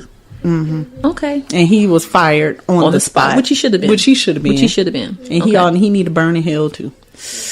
You know what? They need to get a monkey or some gorillas and put him in the cage. Yep. And let him do what he did. There you go. That's how you do it. Sick of him. Sick of him. So anyway, congratulations to Prince Harry and Princess Meghan. What are they? The something of success. The Dutch and Duchess of Sussex. Yes. So Archie, shout out to you, baby. Hey, Archie. Yeah, Meghan, you did your thing. All right. Meghan, you said. I'm just saying. You said you had a prince, girl. Okay, I'm just saying. I'm not mad at you. Line. Talking about moving up. What? Great day. But I think they act and look so in love. They do. And I hope it lasts. Meghan went and found her a Hakeem. Listen. No, Akeem. Yeah. Akeem, right? Which one? Coming to America. Yeah, that was on this board, as a matter of fact. Was it? Yes. They got another one coming out. Did you know that? Yes, I did know Foolery. That. It's probably going to be a hot mess. I can't imagine. You can't do anything with the original coming to America. Sometimes you just need to leave well enough alone. Leave it alone. Okay. Because what's the follow up going to be? Exactly. They going to live in Zamunda? They coming back to New York? You know what we doing? You stupid. They had some babies. Okay, so anyway, Akeem Jr. coming to sow his oats. Exactly. From Zamunda. Oh God. Yeah. Okay. And what's the man named Mr. McDowell? the McDowell. The McDowells. The grandbaby gonna run McDowell's. Oh my God, I can't do that. All right, guys. Well, that was Did we miss something in the news? No. What? Some really sad news. Go ahead, sis. That make you mad. You didn't even want to talk about it. Go ahead. I'm gonna give it to you. This is our show. We can do what the hell we want to do. Go ahead. Okay, so briefly. Okay, just briefly. You know what our briefly is, though. Not brief. Okay. The man who burned his baby up in the car. Oh, yeah. Okay, sis, you sent it to me. Full disclosure, I haven't read it yet, so tell me because of what it was, or no, just doing other stuff. Yeah. Well, I don't know no names. I don't have Okay. my phone. My phone is occupied. That's okay, so, because you know, girl, I'm multitasking now. whatever his raggedy ass name is. Not raggedy ass. So man, or not even man, animal,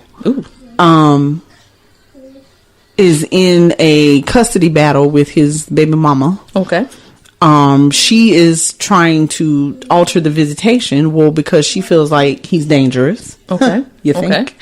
So she was trying to alter the visitation. So then he somehow got the little girl and told the mama, this will be the last time you see her, you see your child. Something like that. Hold on. The baby name is Zoe. She was 3 years old. Oh Okay, my wait a God. minute, sis. Look at her, Kim. Oh my God. She's so beautiful. But 3 Lynn, years old. Huh? Hold on, Lynn. Wait a minute. He didn't kill himself. He killed Zoe. Yeah.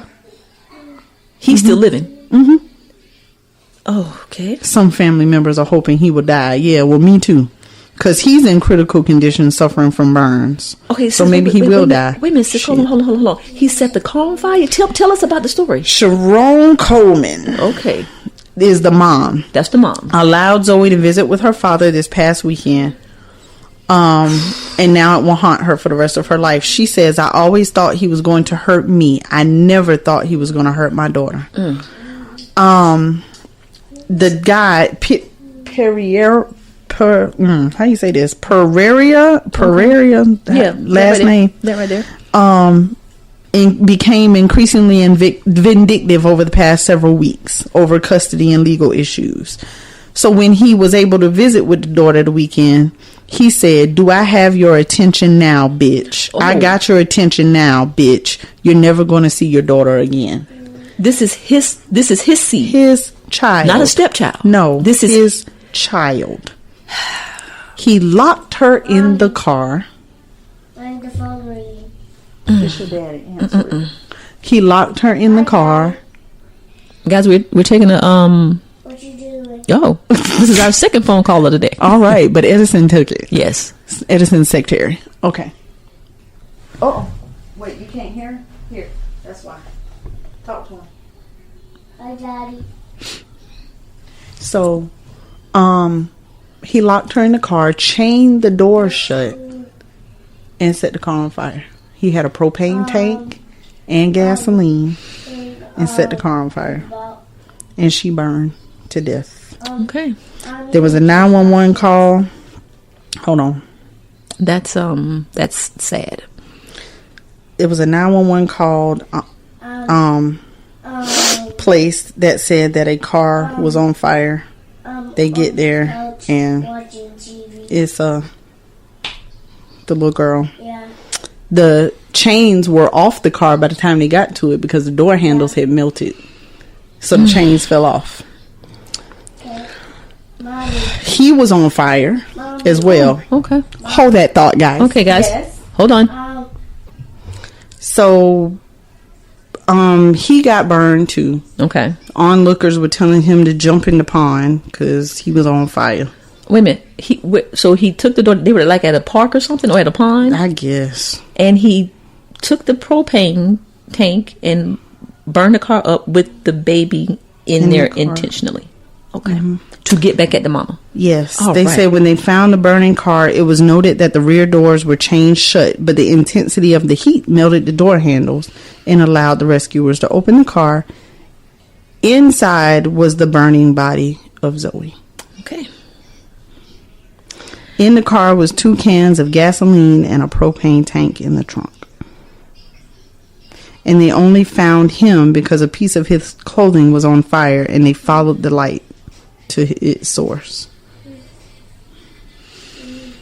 They discovered him stripped down to his underwear near the pond, transported him to the hospital where he was treated for 2nd and 3rd degree burns. But now, so let me see what that. So that means that when he caught fire, he tried to put the fire out. Yeah, if he tried to stripped save down. himself. Oh, okay. Okay. And what's his name? They just got his last name, Pereira. Well, you know what? I thought that Linda Brandt from The Principal was the donkey of the day. He needs to burn in hell. He needs to die. He needs to burn in hell.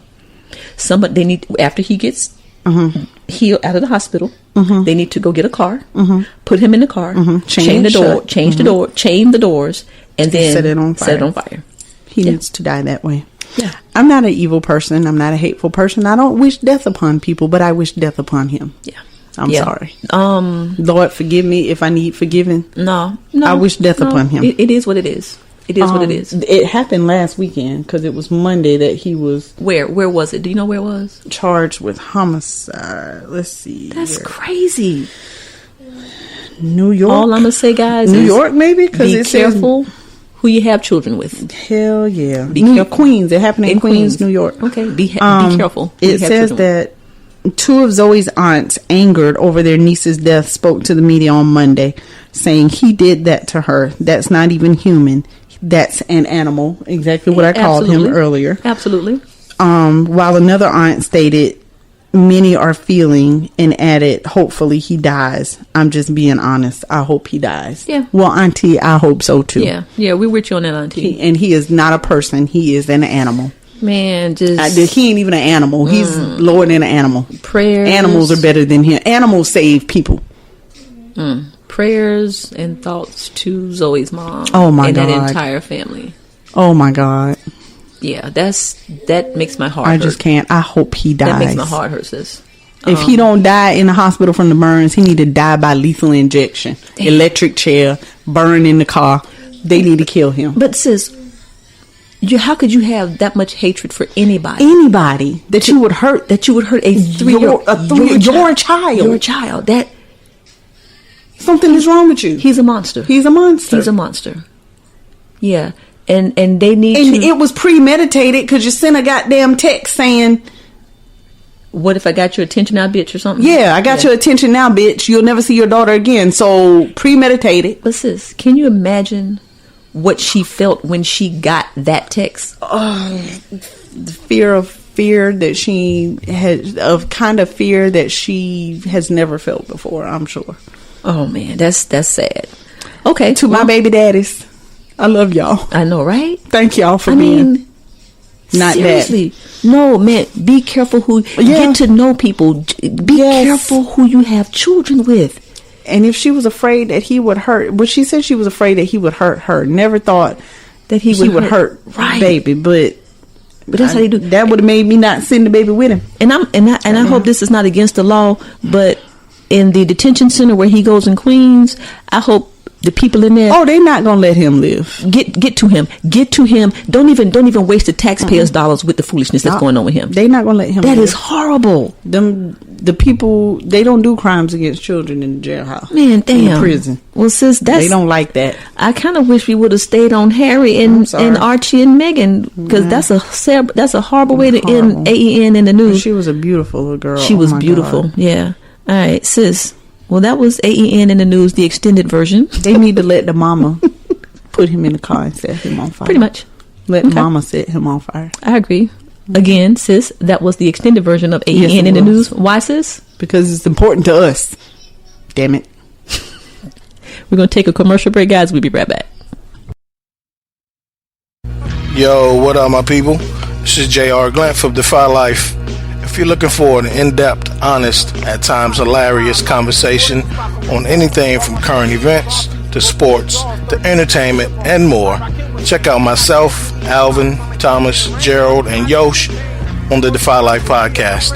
Dropping every Wednesday, available at godefylife.com and everywhere your favorite podcasts are available. And as always, if you're not rocking with Defy Life, what's your life about?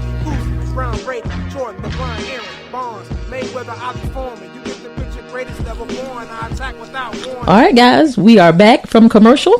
Hope you enjoyed it. Go buy some of that Defy Life gear. Or whatever. Or whatever the commercial was. Whatever the commercial. Listen to the podcast. Listen to the other podcasts or buy some Defy Life gear. And don't forget, this is the last day for the buy two, get one free.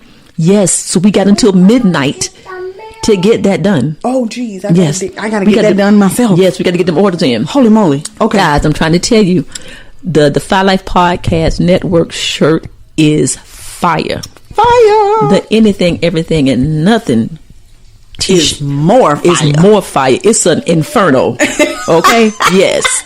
And our graphic design artist is going to put our logo on the canary yellow shirt. Special order for Roz. How about that? So it's gonna be blue and yellow. I don't know, but it's gonna be nice. It's gonna be nice because it's gonna be yellow. Well, I'm not a yellow fan. Well, but I'm saying the color of the shirt. We will not get distracted. We will not. So, guys, listen. You have until what's today? You have until midnight tonight to get the buy two get one free on any of the short sleeve tee on Defy Life. www.godefylifegear.com. Does that include the tanks? I think so. Okay. I think so. And if it doesn't, we're sorry, but we'll make it happen for you. Okay. All right, sis. Well, here's the thing, though. They're not going to hear this until after it's already over. Well, yeah, that's a good point. We sorry. I forgot we lied. We'll let you know when we do it again. We're gonna, after the show, we're gonna go out and we're gonna post on Facebook and Instagram. Get your shirts before 12 o'clock. Yes. Okay. Gotcha. Right, there we go. Okay. Right. Sis, it is time for the Love and Hip Hop Atlanta Weekly Ratchet Review.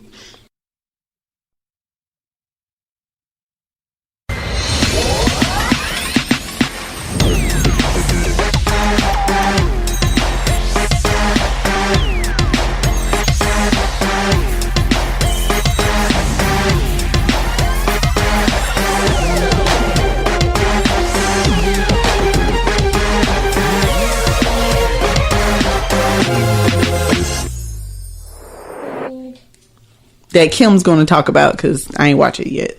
Just a little bit of self-disclosure. Okay. I didn't watch it yet. I'm sorry. Okay. Well, guys, since I am the only one that's doing the pre-production for the show, what happened was we do this this every single week. I was here recording. We are supposed to watch night. it because. So, in other words, you did not waste an hour of your life. I did not. This week. Okay. I kept my life this week. Okay. All hours. All right. Well, so we can zoom on through this since we can't talk about it because you don't know anything about it. I mean, I can respond. Okay. Yes. No. Ha ha. Hee hee. That's how you're gonna respond. No. Okay. I will give it more substance. Okay. This last week's episode, ladies and gentlemen, was called Cabin Confessions. The couples head to the cabin. Carly tells Kendra on the way to the cabin that Jock messed around with her at the Dude Ranch in Houston last year. And Kendra is Jock's new lawyer girlfriend. Jacil's, yes. Jacil's, yes. Excuse me. Jacil. Yes. Carly was being very, very messy. She's always messy. On the ride up. Okay. So Rashida reminds Carly on the show, on the ride up there, that remember now you licked Pooh's ass. Oh. So I'm just saying. Oh. So that she said that? She said that. She said that. Yes, she did. I was so like, I'm sure Carly got upset because she maintains that she did not do such a thing. And that's what she said. I ain't do nothing like that. That's a lie. If I that. But yeah, Rashida said that. And the whole van was like, oh damn. It was funny. It was funny though. Okay. They're not friends? I thought they were friends. Yeah, I guess they are, but I mean, they were just having fun. But she was like, well, Carly, I don't know what you're talking about because, you licked Pooh ass. I was just like, oh, okay. Okay. So anyway, so Sierra, so also on the trip, Sierra finds out that BK was flirting with Pooh when they went to Mexico, when they went to Cancun for Sierra's birthday. Oh, okay. What BK stand for? British Knights? No. Okay. Bobby King. I have no idea. His name is BK. I don't know. Okay. Burger King. All right. So Akbar came late to the studio to have a session with Moniece because she had a headache. Right. Again. Right. Okay. My point exactly. Remember last week she had a headache. Right. So the conversation turns into the conversation turns into a thing about Scrap and Moniece. And Moniece tells Akbar that she's going to record with Tokyo instead. And Akbar says, y'all flew here. I grew here. I know, right? Okay, so now Y'all flew here. I grew here. I grew here. Yeah. So you don't want to mess with me, but you got a headache though. Right. Okay, but your head hurt because the bullet in there. Okay, but anyway, so Carly continues to antagonize Kendra with sex stuff about Jock. So they all in the cabin, right? And she was like, "Yeah, Jock, you know how I do that Indian style thing." So Kendra was like, "There's a such thing called boundaries." And Carly was like, whatever. Just you know how ignorant Carly is. Yes. So Kendra was like, now she ain't booed up no more. So she got to direct other people. So then Kendra says, "Jock, let's go." So she gets up and they go up to the bedroom. And she was like, "Look, I ain't finna do this. I'm not finna do this. Y'all don't pay me enough to make a fool out of myself." So anyway, so that was that. So the group. So then they have the whole group session thing. So the group talks about what they like about each other and what they don't like about each other. So Scrappy and Bambi was there too. Scrappy. So who got the baby? Grandma. Mimi. Not Mama D, the other one. Oh, okay. Cece. I know, right? So this is Scrappy tells Bambi, "You're a great mom, but you need to appreciate me more. You need to be more grateful." Because I'm brutal. I have no idea where that came from. But anyway. What? So they all went around, and most of them like, "I don't like that you're late." It's just stupid stuff. Anyway, Rashida says, "Kurt, I like the fact that you my ride or die. And what I don't like about you is all the little stupid stuff you do. Having a baby ain't stupid stuff with a whole nother woman." But then also, no, that's during confessions. But anyway, so Rashida also says, we find out that Rashida had an affair years ago when they first started dating. Oh, wow. Okay. When they first started dating. When they first started, well, no, they were married. I think they were married. Oh. She just said long time ago. Oh, wow. Okay. So then Akbar goes to the grave site of her mother. Okay. Who she hadn't been there in 12 years because she hadn't forgiven her mom about something. Okay. We don't know what that was. Well, wait a minute. I thought her mama was alive. No. Who the boy lived with in the hood? The grandma. Well, yeah, that would be her mama. Well, must be the daddy mama. I don't know. Oh, okay. But she went to visit her mother's grave at okay, hold on, guys. We having an Edison Edison moment. difficulty. We're not having technical difficulties. Go ahead and talk. Okay. All right. So yeah, she goes to the gravesite. She takes some flowers. Akbar's on and off boyfriend comes up to support her, and then they get into a conversation about a what do you call it, sis? When you have the showcase, you know how they had those showcases, okay, yeah. And Akbar wasn't invited to the showcase. Okay. And Tokyo and Moniece were. Mm-hmm. So while she's at the grave, it turned into a motherfucker bitch. Let me tell you. I was like, oh damn, we just went from crying about your mama to cussing him out. Cussing out the situation that she from the A and didn't get invited, and she gonna show them blah blah blah blah blah. Okay. All at the gravesite now. All at the gravesite. Okay. Let's see. Bambi pulls Kendra to the side to tell Kendra, look here, this love and hip hop thing, handle your man and mind your business and don't let this foolishness get to you, because I had to cut Scrappy all the way off before he got himself together. Right. Okay. Let's see. Moniece met with Tokyo at Busy Bee, and that's when she told Tokyo that Akbar said, I grew here, y'all flew here. Okay. So now Tokyo was like, oh, is her name Tokyo or Tokyo? I think it's Tokyo. Tokyo. Tokyo. Right, but I don't think they say Tokyo. I think they say Tokyo. They country. Oh, okay. All right. So anyway, so Tokyo gets upset. What her motherfucking problem with me? Mommy, I ain't got no problem. Oh, no. Hey, hi, Edison. Hey, Edison again. All right. Okay, we're good. There okay.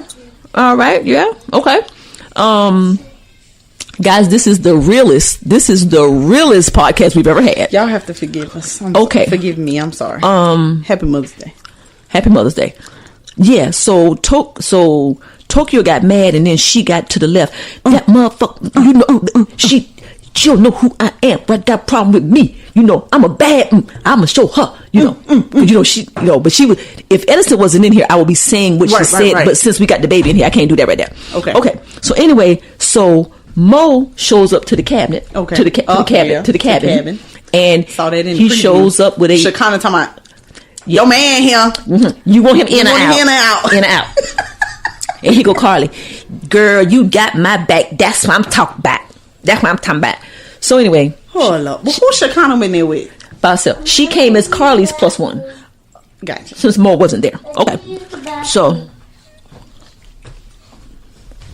Okay. And Edison has to take a bathroom break. We're gonna continue. Okay. While he goes handle that by himself. All righty. Big boy.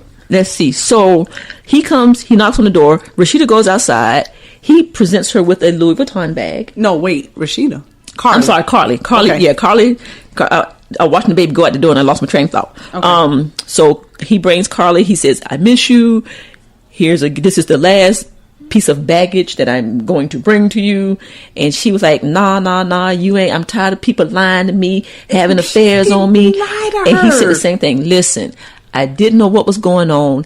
I wanted to find out before I presented to you. Blah blah blah blah blah. They looking at them like they crazy, and he was like, "I'm done. I'm out." But she kept the Louis bag. No. Yep, he left. She did. Oh my God, are you freaking kidding me? I'm not kidding you. Okay. He didn't lie, and he didn't cheat on her.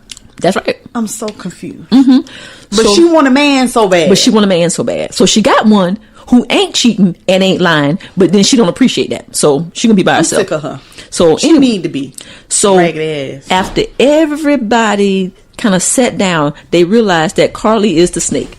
They realized that Carly is the one who causes all the foolishness. I could have told him that in the group. Okay, and then messy as hell. Sierra admits to BK that she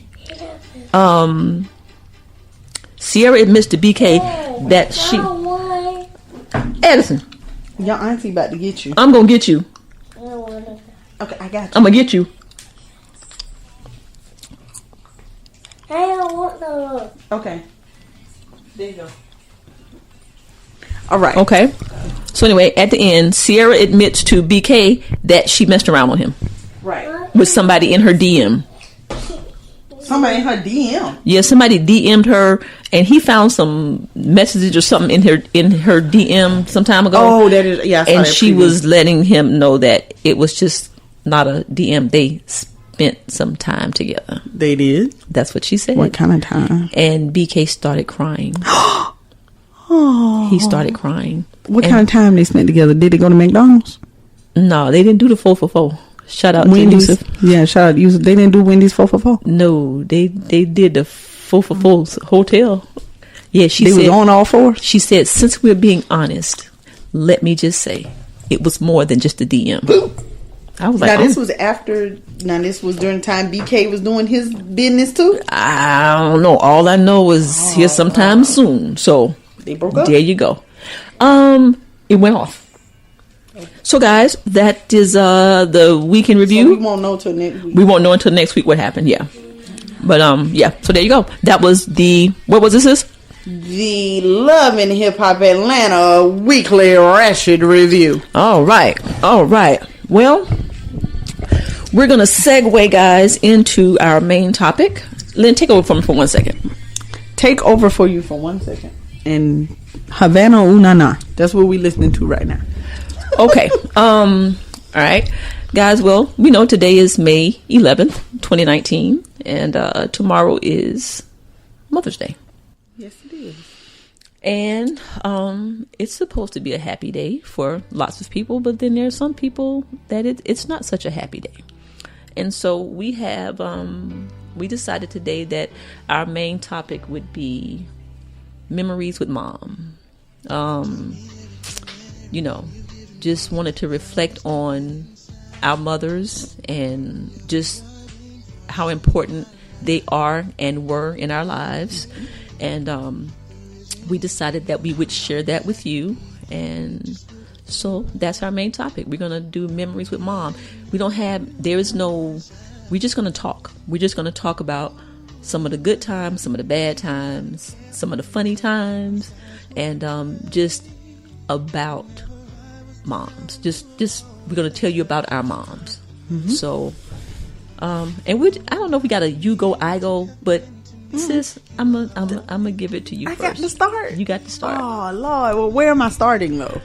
Do you have a question? Tell me about Sandy. And if you cry, it's okay. I'm gonna cry. It's okay. I ain't gonna cry. You might. I might. You might. Because see, we may have some new listeners, so we have to let the listeners know that Miss Sandy's no longer with us. Correct. Okay. So my mom is no longer with us as of May 6th, 2016. May 6th, 2016. It was Mother's Day Which weekend. was Mother's Day weekend That's right. that year. That's right. Mother's Day happened to be early that year. So let's see. Sandy. Her nickname was Pint. P-I-N-T? Pint? Okay. Pint. Her high school friends don't call her Pint because she was little. She was short. But she played basketball, and from what I hear, she was damn good at it. All right. Maybe, even though she was short. Maybe that's where I got it from. Right. Shortest thing on the court. Okay. But she was a baller. My mama was my best friend. We were very, very close. Very, very close. My mama was a babyer person. Spoiler. Okay. You know. Yeah. She had to hold you, kiss on you, and hold that thought. What do you want? You won't do all of this. You got to go up front. We'll go to the store and get some. There isn't any here. Ask Aunt Kim for some cereal. Ask her. Okay, well, good luck with that. Yeah, you go. Good luck with that. We're live. Oh, yes. So Hey. everybody's gonna hear all that. Yeah, Oh. I turned it back on. she sucks. Okay. So in order to record all that, Yeah. to record that mom moment. Yeah. Happy Mother's Day. It's Happy Mother's Day. It's Mother's Day. Okay. Okay, so we were talking about Sandy. That's my mom. Yes. So I was very close to her. We were very close. I used to think of my mama as the nicest person in the world. Like, I remember when I was younger, my thought about her was that she was the nicest person in the world. Okay. But here's the reason why. Because, like I said, she was a spoiler. Because she told me yes to everything. Okay. Well, I guess that would make. That would. So make to her a nice. kid, it's like, ooh, my mom is great. Okay. She told me yes to everything. Mama, can I go to so-and-so house? Yes. Can so-and-so come to our house? Yes. Okay. Can we get some ice cream? Yes. Yes. It was Okay. just yes to everything. Okay. And she was a child pleaser. She just believed in, if I could do it, yes, you can have it, kind of thing. Okay. Did the same thing to CJ. Okay. Didn't realize back then that was, it didn't turn me into a spoiled person, but I didn't realize that it could have been a detrimental type thing. Gotcha. Until I had CJ and she was doing it to CJ. And I was like, Okay. oh my God, Mom, stop it. Right. But anyway, she was nice, but she was a people person. She was a nice person. She'd give you her last, despite all the personal problems she had, she took very good care of me. Okay. Very good care of me. Okay. We had our moments where we argued and, had some little fights. My mom punched me in my mouth one time. Oh. Okay. I know. I was like, get it. Really? We were fighting over Damn right. We were fighting over. You didn't say slap. You said punch. No, she punched her fist came at my mouth. Now, mind you, it wasn't hard. Like, she didn't bust my lip or nothing like that. She was letting you know. But my mama never hit me though. She never spanked. She was not a spanker. Were you a good kid? Were you a good kid? I was. Yeah. I was pretty much a good kid. Me too. The only time I ever got spanked was by my daddy, and I was like Edison's age. Okay. It was because he told me to do something and I ain't do it. So Okay. he spanked me. But my mom was not a spanker. She never spanked me. But this particular day, I guess she had enough of me. Because I did have a little mouth on me. I was a good kid, but I had a little mouth. I would talk back every now and again. And so we were fighting over what uniform I was going to wear to school that day. Now, mind you, I wore a uniform. So I had the same jumper. Shout out to St. Jude. This was St. Jude in Sumter. St. Jude. Okay, I'll go. Yes, Okay, I went to St. Martin. St. Martin de Portis. Yeah, I Okay, did. okay. I went to both. Shout It out. was St. Jude in Sumter. Okay. So I had 2 jumpers, but one had more pleats in it than the other one because it had been washed and it was old. I wanted to wear the new looking one, but for some reason, Mama was saying I had to wear the other one. So we going back and forth about that, and I'm just running my mouth. And the next thing I know, I was like, "Oh, this heifer just hit me in the face with her She fist." had to let you know what time it was and punched who me was in my face, and Mom. who was in control. She had to Okay. show you. She had to show you. Now, at this time, my mom and daddy were separated. Okay. Daddy was living in Orangeburg. Okay. Gesundheit. Anyway, daddy was living in Orangeburg, so I got on the phone and called my daddy and told on her. I called myself getting on the phone calling daddy to tell on her. But daddy was like, "Well, what'd you do? And you shouldn't have done." And blah, blah, blah, blah. Yeah, I'm I was siding with like, your mama. "Damn." I'm siding with your mama. He sided with mama. So that was probably the biggest dispute. Okay. And the only time that mama ever actually like put her hands on me. Okay. She never popped or anything. She was sick of you. She was sick of me that day. She was the girl. Listen, she was sick of me. Yes. Cause my mouth was just going. But anyway, she was good people. Mama taught me a lot. She taught me a lot about people, the good and the bad of people. That it took me years to believe the bad part or to accept the bad part because I'm one of them. Everybody is innately good. Right. I'm a Rogerian. Obviously. Yes. That's people born good. That's why I'm the other part of your brain. Right. To keep you on track, to be like, sis, no. And that used to be mama. Okay. Lynn, no. Right. No. And she was a good reader of people. Well, she knew the good from the bad now. She could read folk. Absolutely. So, you see my shirt I have on today, right? Oh my God. Mom was right about everything. Oh, yeah. That's cute. Yeah. That's cute. I have that in this shirt and I have a mug that says, "Oh my God, Mom was right about everything." That's cute. I really do feel that way. Okay. I'm like, damn, she was right about everything. Everything. And I just really feel that way. And there's a lot of things that I wish that I would have listened to her. Exactly. When I first met you, there are times when you and I are talking, and especially about the stuff that we consider funny. But you'd be like, "Mama," it's always about grammar. You say, "Mama taught me," because when I have a question about grammar, what do? Call me. I will call you and be like, "Sis, how does it sound? Am I supposed to say this? Is it supposed to be I or me or she or he?" You know what I'm saying? And then you'll say, "Mama taught me," and Mom, she gave you lots of life lessons. She did. And she was an English teacher, so she definitely taught me how to talk and write. Every time you say that, it makes me smile inside because I'm like that, because you remember those things. Oh yeah, you know what I'm saying, and that's really cute. When you be like, Mama taught me, Abathor E except or whatever. She was an English teacher, and she was serious about that thing. Okay, and she used to talk about how Southern people talk flat. Okay, and she would come after me. "You're talking flat." Okay, "Mom, where you at?" "Behind the at." At don't come at the end of sentence. Yeah. I remember That's that. a preposition. Oh, not a preposition. Okay, Mama, yes. Can we just please? Prepositions don't come at the end of the sentence. She started teaching. Okay, I'm not mad. She said behind the at. "Mom, where you at?" "Behind the at." Okay. She'd be mad. Okay, so it should be, "Mom, where are you?" Where are you? Not where you at. Okay. The prepositions do not come at the end of the sentence. I love it. Okay. Now that thing could talk and sir. could write. It could write. Yeah. Oh my goodness, she was a writer. Nice. And should have had a whole bunch of books published, especially the book about our family. Okay. I really hate that she didn't finish. Okay. And I don't know where I don't even know where it is. Okay. But she was a damn good writer. Okay. Very, very smart woman. Yeah. She was the person that went to college and hung out with like the intellectuals. Oh. She Mom wasn't intellectual. Yes. Okay. She was not the sorority party. She was with the intellects. Okay. She's a reader. Okay. That was her, and she always wanted, she went to college and wanted to have a room by herself. She did not want a roommate because she didn't want anybody to interfere with her studying. Okay. Yeah, so when she went to Florida A&M, because she wanted a room by herself and they couldn't accommodate her, she went for the room in the attic or something. It was like an attic or something. Okay. So she could study. She liked to study late at night, and she didn't want to disturb other people while they were sleeping and stuff. So she went for that room so she could be up at 3 o'clock in the morning studying. Cute. Okay. Like, what is wrong with you?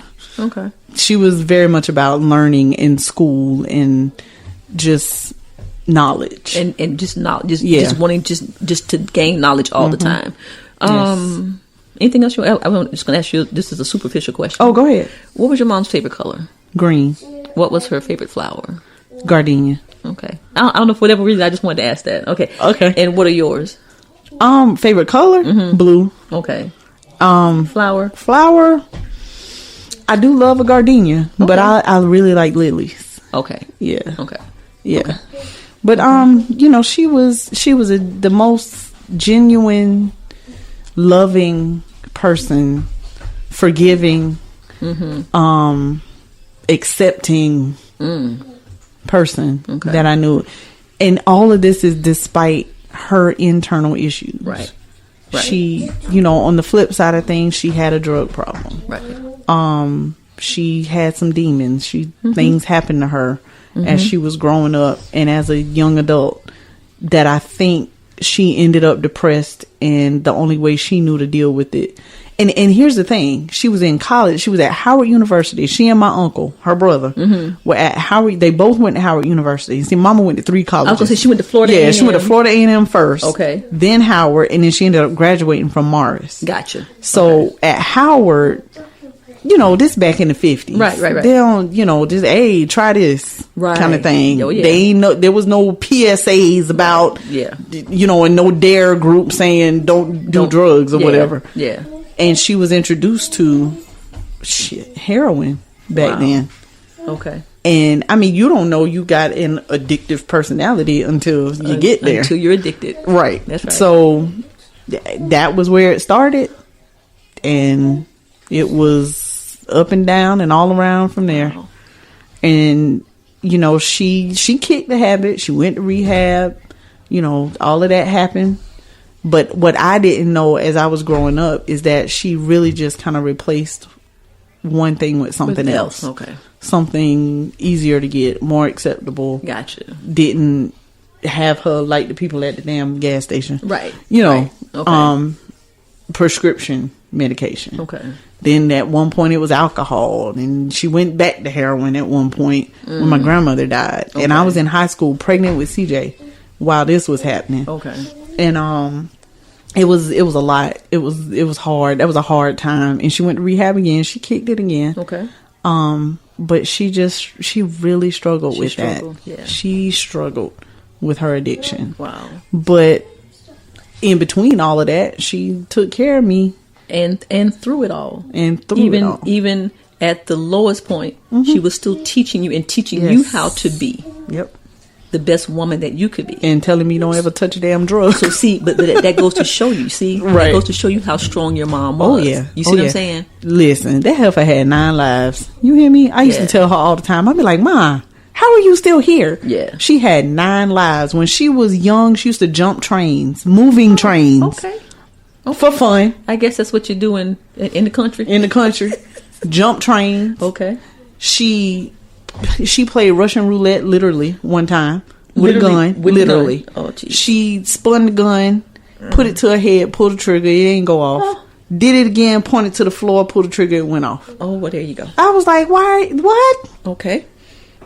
I mean, just crazy stuff. Damn. Then her street stories and she was a storyteller. Okay. Told real good stories. She would tell me all about her times, her in college and living in New York, and she loved New York. Okay. She used to live in the Village. Oh. She knew Lou Gossett Jr. Oh, cute. Okay. Miles Davis, like all of those people they lived in the Village when she lived in the Village. Okay. She absolutely loved that time in her life. That was the best time in her life. In her life. And she would have all kind of stories. But their stories, like stories of being robbed though in New York and stuff like that. And I'm like, Ma, Right. How you here? Right. She was obviously meant to be here for a good 74 years because there was a lot of times that she could have been all the way taken out. She should have not been here. Right. Okay. So, so that was my joke for her, that she had 9 lives. And, I feel like she did. Okay. And the crazy, like, my mom is an older mom for me. She had me when she was 38. Okay. So I feel like she had this whole lifetime before I was born. Like, she and my daddy. Right. Like, there's all these. They had lived. They lived. Yeah. And they had this whole life that before me and my brother we even thought of. Mm-hmm. Now, she had my brother at 26. She had him kind of young. Okay. And 26 is not really young. No, you know it ain't young. Not compared to that. Right. Okay. So then here I come. She 38 and my daddy was 42. They had these whole lives. Yeah. I mean, done all this stuff before I came along. And it's just fascinating. Which is why I wish it did get down on paper. Right. Because it was fascinating. Okay. Her stories were fascinating. What's your most memorable moment with your mom? Childhood, middle, it doesn't matter. You know what I'm saying? Crazy. Good or bad. Good or bad, yeah. Jeez. Or is it, you know what I'm saying? Well, I don't know if it's good, bad, or what, but it's a story that she and I used to tell all the time about how we were living in Sumter in our house, the house that we lived in Sumter when I was little. I might have been Edison's age, maybe.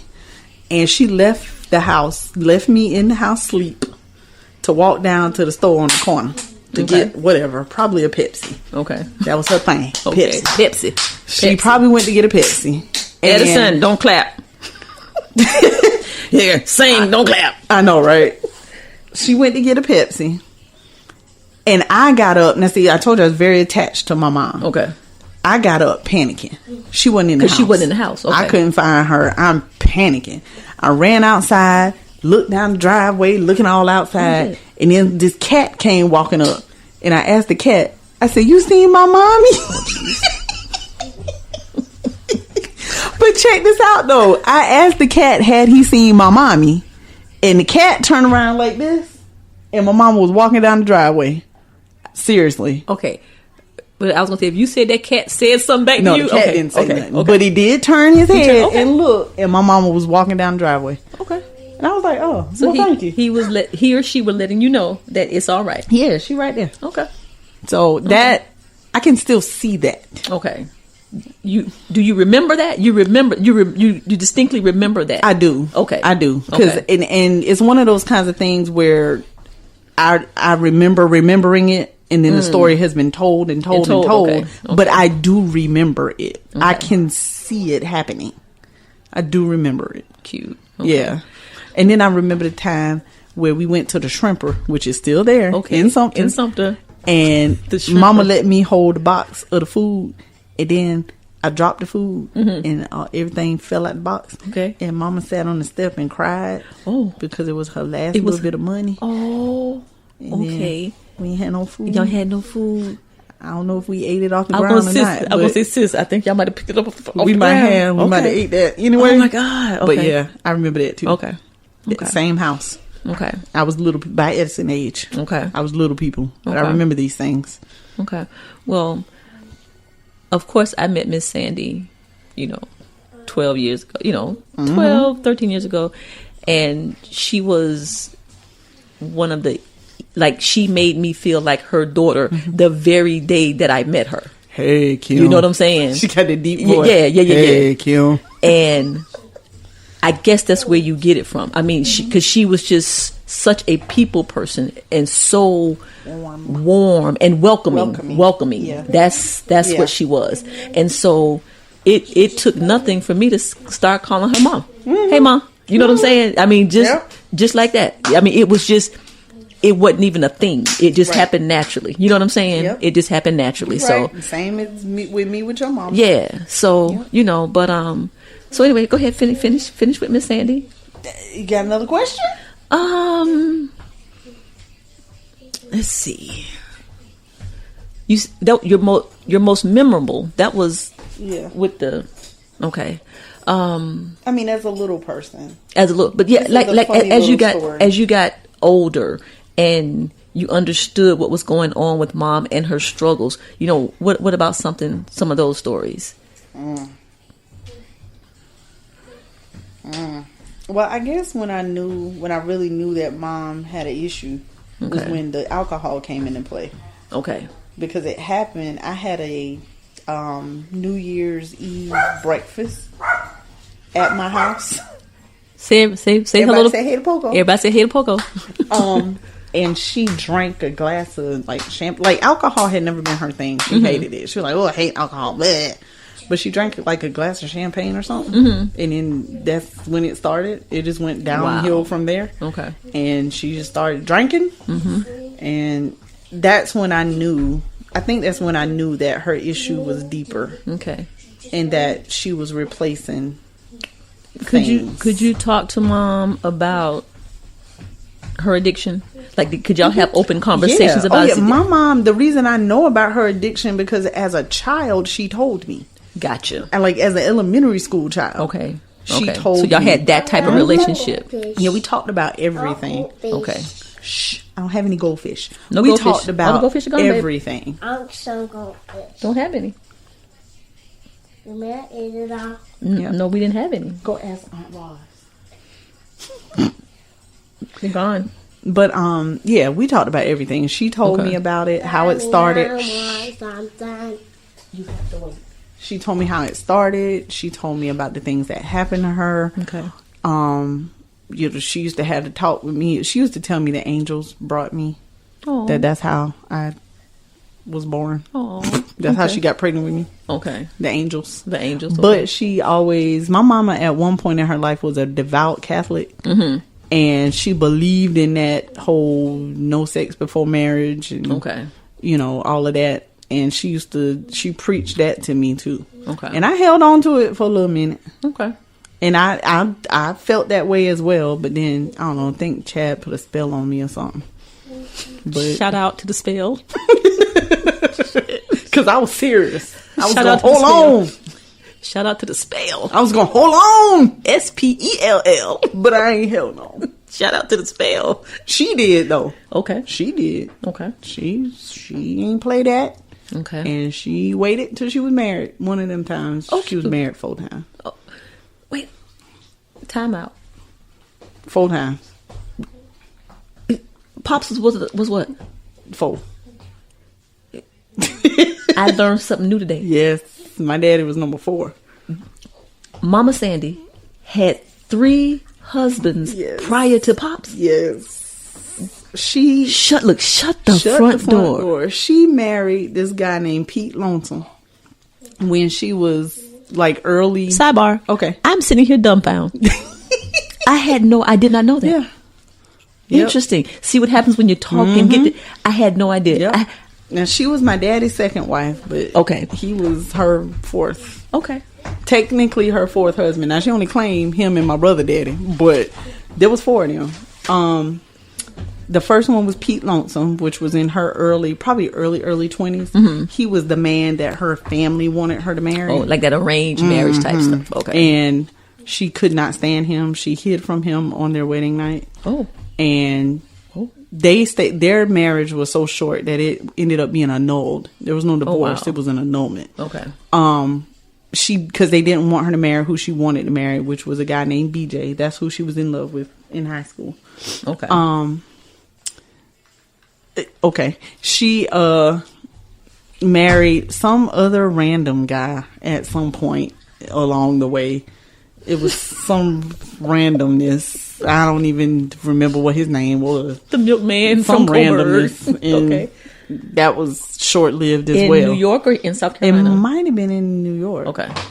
Might have been somebody in New York. And then there was my brother's dad. Okay. That was an actual marriage with a child that came from it. But that was a hot mess, the way that they broke up. Did not know that. Okay. Did not know and that. then it was my daddy. Okay.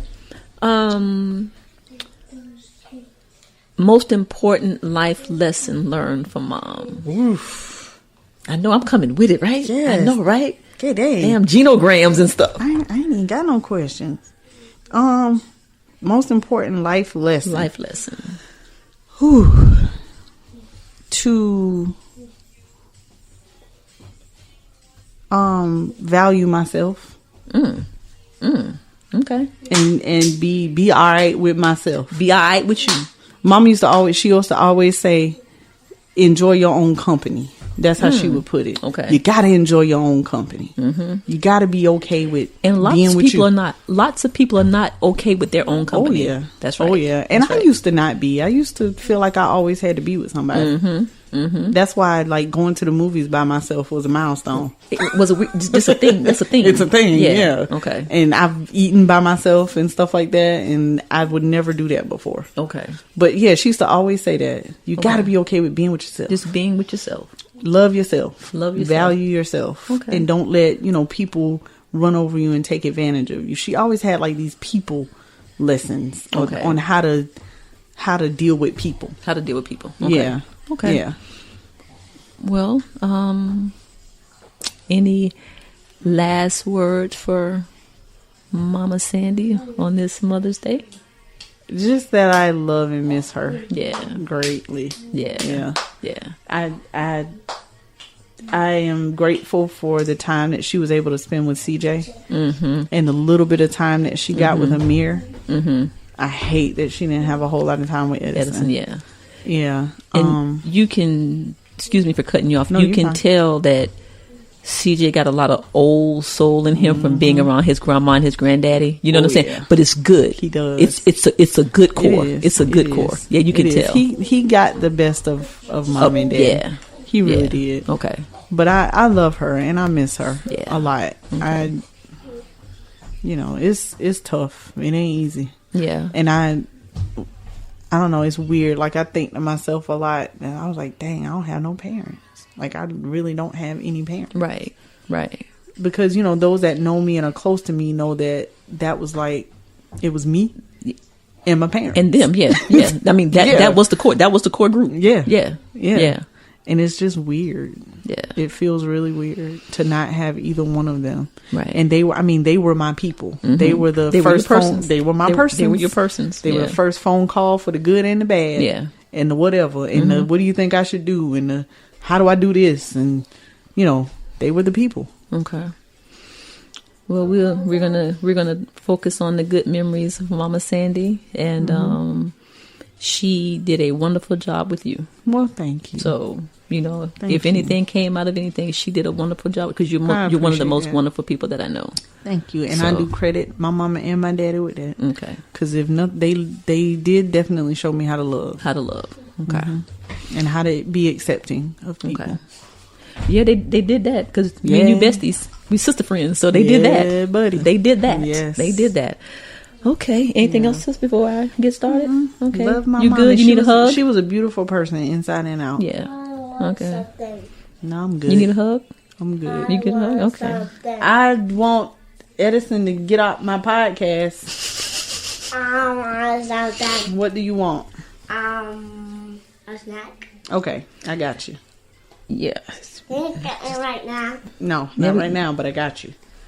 Let's let Aunt Kim talk. Go see what Mir doing. I want to. Okay, well, hang with the podcast. All right. Edison is our co-host for today. Yes, absolutely. Edison, do you remember Nana? Yeah. Yeah. Yeah. You remember Nana? Band-Aid. No, you don't need a Band-Aid. You remember Nana? Hold on. Do you remember Nana? Yeah. No? Yeah. Yeah? Yeah. Let me see. What- Get the phone. Get the phone. What do you remember? What do you remember about What do you Nana? remember about Nana? I don't know. Something? Something? Okay, well, who is it? Which one is Nana? That's right. You got it. And who's that other person? Who's that? I don't know. Edison, you do know. Who's that? Girl. Who's that? Granddaddy? Granddaddy. Yes. Granddaddy. Nice. Okay. Okay. I got it. Let's see. Let's talk about Mama Carol. Okay, you got any questions? You got any questions? We'll start the way that I started with you. You got any Well, questions? what is your most memorable moment?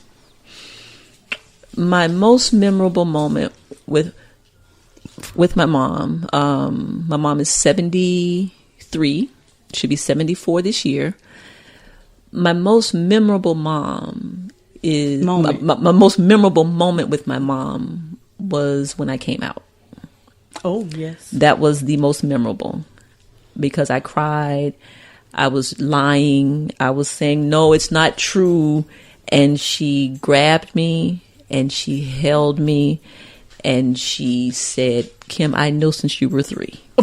Okay. Well, wait, why were you lying and saying it wasn't true? Because she found a letter. Oh, okay. She found a letter to a girl. Gotcha. And I was like, no, it's Calvin. You know, the letter clearly... Not Carolyn, Calvin. The letter clearly said, hey, Cindy. And I was like, no, Mama, that's not my letter. You know what I'm saying? Just, it was real. It was traumatic. Right. And, that moment in the same den that you go into where we eat in now. Yeah. It happened right there. She saw the letter in my room. We talked about it. And then we had the come to honesty meeting in the den. Okay. And her support, support that night was my most memorable moment.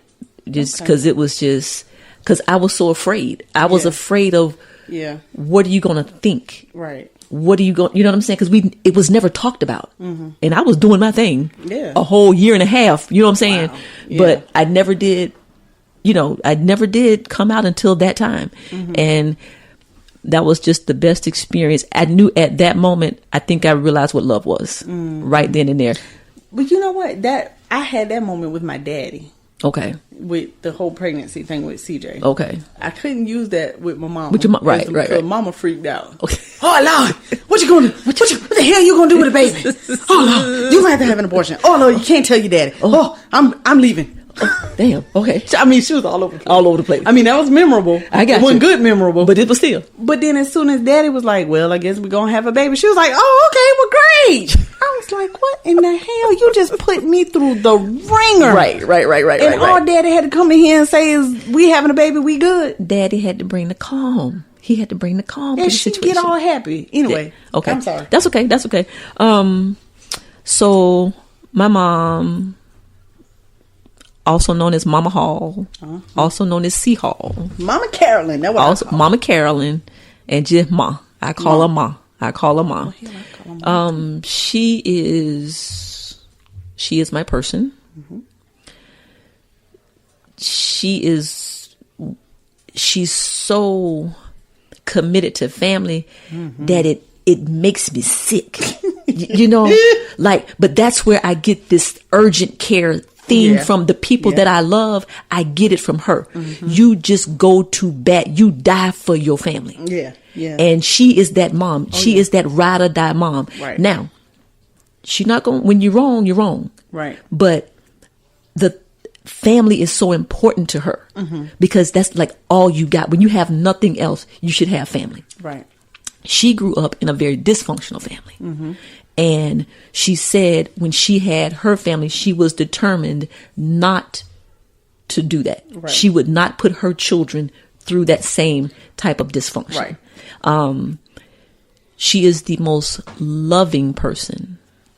Just like Mama Sandy. Oh, yes. Non-judgmental. Oh, my. Warm. Welcoming. I have shared and done some of the most ignorant. I just growing up. You know what I'm saying? Yeah. That woman, when, like I said, she would put me in my place, but she has always had my back. Mm-hmm. And I remember at her 70th birthday party, I was trying to tell y'all, but I started crying. It was an ugly cry too. I was like, oh my God, sit down. Never mind. Somebody go get her. Somebody go get her, please. No, man, because and I always say, my mom is good. Mm-hmm. Like she's just like, she does what's right. Mm-hmm. And she raised us to do what's right. Right. And there's just nothing bad about her. No. You know what I'm saying? Like she's almost like angelic. Yes. You know what I'm saying? Angel. And Yes. nobody's perfect. No. But I mean, her spirit is so cool. It is. And I don't know if I said this before, but I met somebody who knew my mom that didn't know that, because my last name is Cannon. My mom's last name is Hall. Right. But when they realized that Miss Hall was my mom, they said, she is the epitome of perfectness. Kay said that. Kay said, she was a Caucasian woman. She used to work with my mom at JB White. Okay. And we ended up being in the same helping field. Okay. And she went on and on. Oh my God, I see why you're the way you are, Kim, because I cannot believe. And then she got up and she hugged me. She was like, your mom is just so beautiful. Yeah. She's so beautiful inside and out. You know, you are definitely Carolyn Hall 2.0. Rough around the edges. Well, yeah, I get that from my daddy. Shout out to Lewis. Yeah. But all my goodness, I get from her. Yeah. Well, it's just been that day. You know, it's been a day. It's been a kids, day. Dogs. So happy Mother's Day. But everything good about me, I get from her. Yeah. The way that I care about my family, my friends, I get it from her. My mom hates to see people hurting. Mm-hmm. She will give her shirt off her back for somebody else who done lost their shirt. Yep. And I'm the same way. Yep. I'm the same way. I'm proud of my mom because my mom is for those who don't know, my mom is very, very light. Light, bright, damn near white. Damn near white. Damn near white. And she got an opportunity to work at JB White. She started in gift wrap. Mm-hmm. And she started because she was the first black to work at the JB White over at Richland Mall because of her skin color. She was light, bright. Because she was light, bright. And let me take that back. I don't know if she was the only black. I'm pretty she was one of the first 2 or 3 to get a job. But she started in gift wrap. My mom went to college, got pregnant with my brother Terry, and got married. Mm-hmm. And she never finished college. Oh. And she said that's the only regret that she has. Really? And you know, everybody to this day thinks that my mom is a teacher because she's so articulate and she's so smart. She's one of the most intelligent women that I know. She is. And she went from gift wrap, sis, all the way to management. Oh, wow. Through, you know what I'm saying, just by hard work and perseverance. You know what I'm saying? Oh, yeah. But I'm proud of the woman that she is. Mm-hmm. She's just good, man. She's amazing. She is just now I've been telling her lately, I say, Mom, you're getting kind of ornery in your old age, bro. That's old people. And guess what she say? God damn it, I done lived and I get to say what I want to say and say how I want to say it. That's how they do. That's how they do. She said, I done lived a life and I have earned the right to do. Yes. You know. My mama did too. She was nasty. I love Carolyn Hall. Yes. Probably like a mother loves a child. Mm-hmm. You know, like y'all, the moms have for your kids. Mm-hmm. I think I have that for my mom. I'm gonna share the one story, then we can move on. When I was I was a good kid like you. Yeah. I was a good kid. Good kid. I was, went to school, played ball. I get in trouble for talking. Yeah. I mean, I got good grades. Kid. But when I got in the 9th grade, after I came out and I got to high school, I realized that there were other people like me, right, who had cars. They were seniors, all right, and juniors. Oh, so you hanging out with the older? I'm hanging out with because I was cute and stylish. Mama worked at JB White. I had the Jordache jeans and the red high top Reeboks. You know what I'm saying? With the spray painted pretty eyes t-shirt. Okay. Yeah, we were upper middle class. Living in the hood. So met this older friend, and she had a car. So I decided for the first time in my life I was gonna cut school. Oh, I cut school, Kimberly, and I cut basketball practice. I walk up in the house at 9 p.m. No, ma'am. From that morning. 9th grade? 9th grade. Ooh, girl. 9th grade. 9 p.m. So I'm feeling myself. I'm smelling myself. So Mama said, she met me at the door. Where have you been, Kim? I said, why? Oh, shit. And you still got your teeth? All I remember is waking up. She knocked the shit out of me through the bed. I had 2 twin beds. She took the bed, sis, picked the bed up, threw the bed at me. I ended up on the floor. The bed at you. Lifted up the bed and boom. Okay. Oh my God. Listen, I ended up under the mattress, under the box spring, on the floor. Then she came and got it off me, okay, and said, "You must be out your mind." Yeah, honey. And so I said, why? He about to pee I again? said, no, he about to pookie. I said, I just said it on the podcast. You did. But anyway, Mir, sidebar, Mir, go Edison. tell Aunt Roz, Edison, go tell Aunt Roz that Poco got a poo-poo. Go, hurry. So, sis, she snatched me up, okay? I'm recording. You might as well, just go ahead. Just go ahead. I mean, Hey, CJ. I'm recording. Shout out to CJ. I'm recording right now. It's okay. You're on the podcast. You're on the podcast. Hey, C. Kim says, hey. Hey, baby. All right, I'll call you back. All I right. want something. 2 live breaking news show. So Right. anyway, she throws the mattress and the box spring on me. I want something. She then comes and picks it up off me, then snatch me up, okay? Oh. Slam me into the wall and said, "You must be losing your MFing mind." Not MFing. Honey, okay? Not Carolyn now, Hall. let me tell you, everybody like, "Kim, Mama Hall curse?" Yes. Like a sailor, right? Don't get it twisted.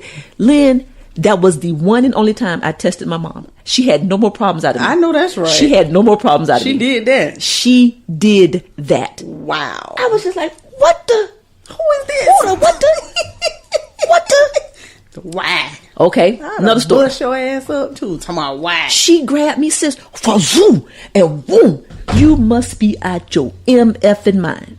Don't you play with me. Right. My daddy, shout out to Lewis, had to come and get her off me. Yes. I'm with her. So now you see where I get that little temper from. Right. Okay. It ain't. Yes, Mama sir. keep that hidden though. Yes, sir. Because she's so. cross her. What's the word? So She's so dainty and so sophisticated and stoic and elegant. Yes. I don't know where she got me from. Bougie. I don't know. Yeah, she bougetto. She bougetto. She bougetto. Because honey, I don't know where she got me from. But anyway, so one night, last story. One night we were for those who don't know, shout out to the Piggy Shack. We had a family restaurant called the Piggy Shack, and one night it's hot in the kitchen, it's hot. People tired, ready to go. Yeah. And me and Michael got into an argument. Oh, Lord. And Michael's her baby. Mm-hmm. So then me and Mama got into an argument. Oh, Lord. And I flexed up, you know what I'm saying? And that was very disrespectful. What? Lynn, she did it again. She grabbed me, sis, and did the wraparound and pushed me back into the wall. Ooh, and she had me hanging up like this right here. Guys, y'all can't see it. And you was grown. I was grown. Yes. So when I got finished, I said, you better be glad you my mama, cause if you wasn't, I would F you up. She said, what? She said, what? What you say? I said nothing. So then I got mad. I got mad. F y'all, F the Piggy Shack. I don't care nothing about none of y'all. And slammed out the door. Went home, ran into Ross. I'm crying. What's wrong? What's wrong, Kim? Me and my mama got into a fight. So Ross said, come on. Let's go. Come on. Let's go. We drive back into town from Leesburg Road. Ooh, child. Go back. Ross said, look here, I don't know what's going on. And we had just met. Y'all got to fix this. Yeah, y'all got to fix this. So I go home. Ross pulls up in my mama's backyard. Mama come out the door. I'm sorry.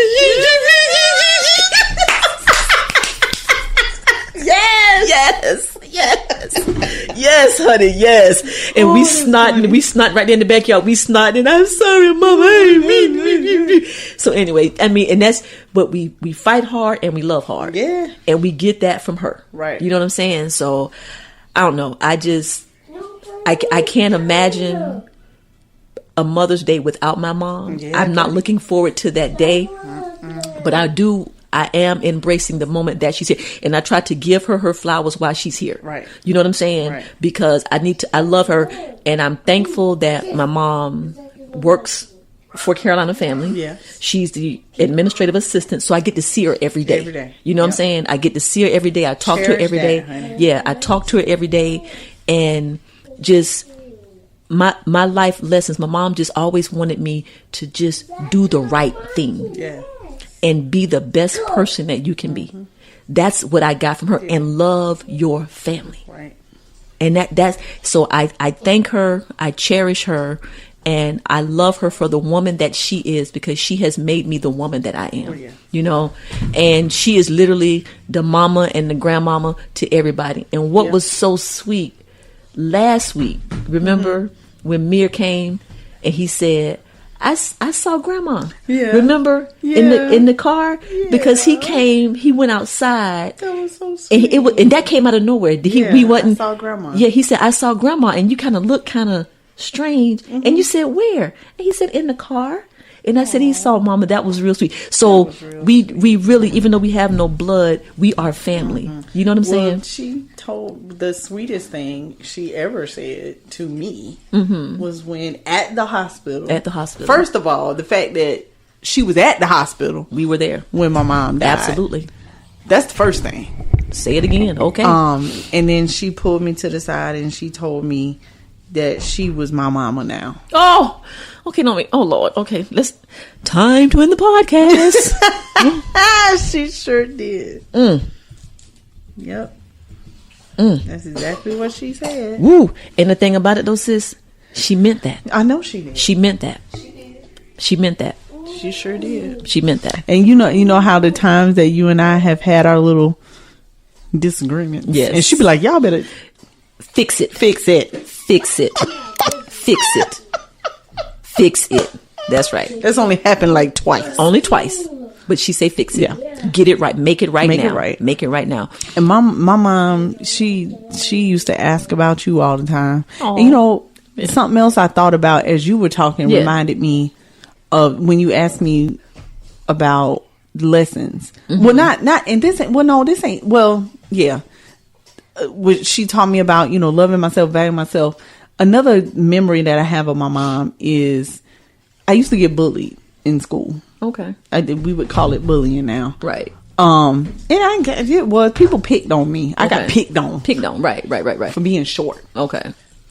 I was called midget and shrimp and all of these short names.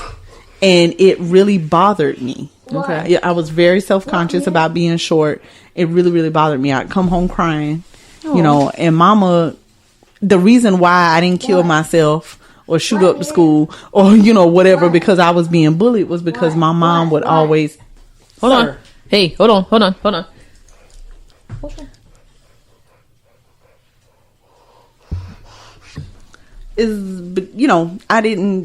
I didn't take it so hard because I would come home and mama would encourage me. Okay. This is when my first lessons about people started. They're jealous.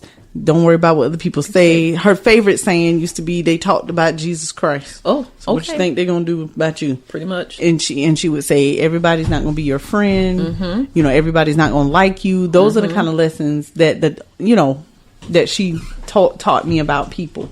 And she would just make me feel good about myself. That way, when I got picked on, I didn't feel bad about it. Sometimes I laugh right along with them. Okay. So she really helped me with that, because at first it really bothered me, because this was, elementary school. Mm-hmm. And I was the shortest, littlest person in class. But anyway. Okay. And then the other thing was that she taught me was about how to love my children. Her favorite saying as far as loving the children, because how people be like, well, which one you love the most? Right. Foolishness like that. Right. Mama was like, the child that I love the most is the one that needs me at that moment. Oh, wow. That was her saying. That's nice. But she never, even though my brother didn't grow up with her, she loved us the same. Mm-hmm. She, that didn't take away how she felt about him. Okay. Because Big Mom raised him. Okay. My mama didn't raise him. Okay. But it didn't, right. That was her son. Okay. That was her baby. Okay. And so she taught me, I feel like she taught me how to love my children. And she literally taught me about CJ, because, I was young with CJ. Right. I was young with CJ. And there were times where I would be disconnected from him and, different things, and she would be like, you got to you got to love that on that baby. You got to do this with that baby. You can't talk to him like that. And, you know, that kind of thing. She wanted to make sure that CJ knew that I loved him. Okay, we're gonna have a sidebar. Sidebar. Here's his mama calling. Mama Carolyn. So we gonna Hey girl. we gonna have a third conversation. Good day. Hold on, guys. We just reeling it up today. We just doing it through. Happy Mother's Day. Hey, Mom. Hey, Ma. You're on the podcast. She talking about, oh Jesus. Hey, Ma. We're talking about mother, so you call right on time. You call right on time. Okay. Yes, ma'am.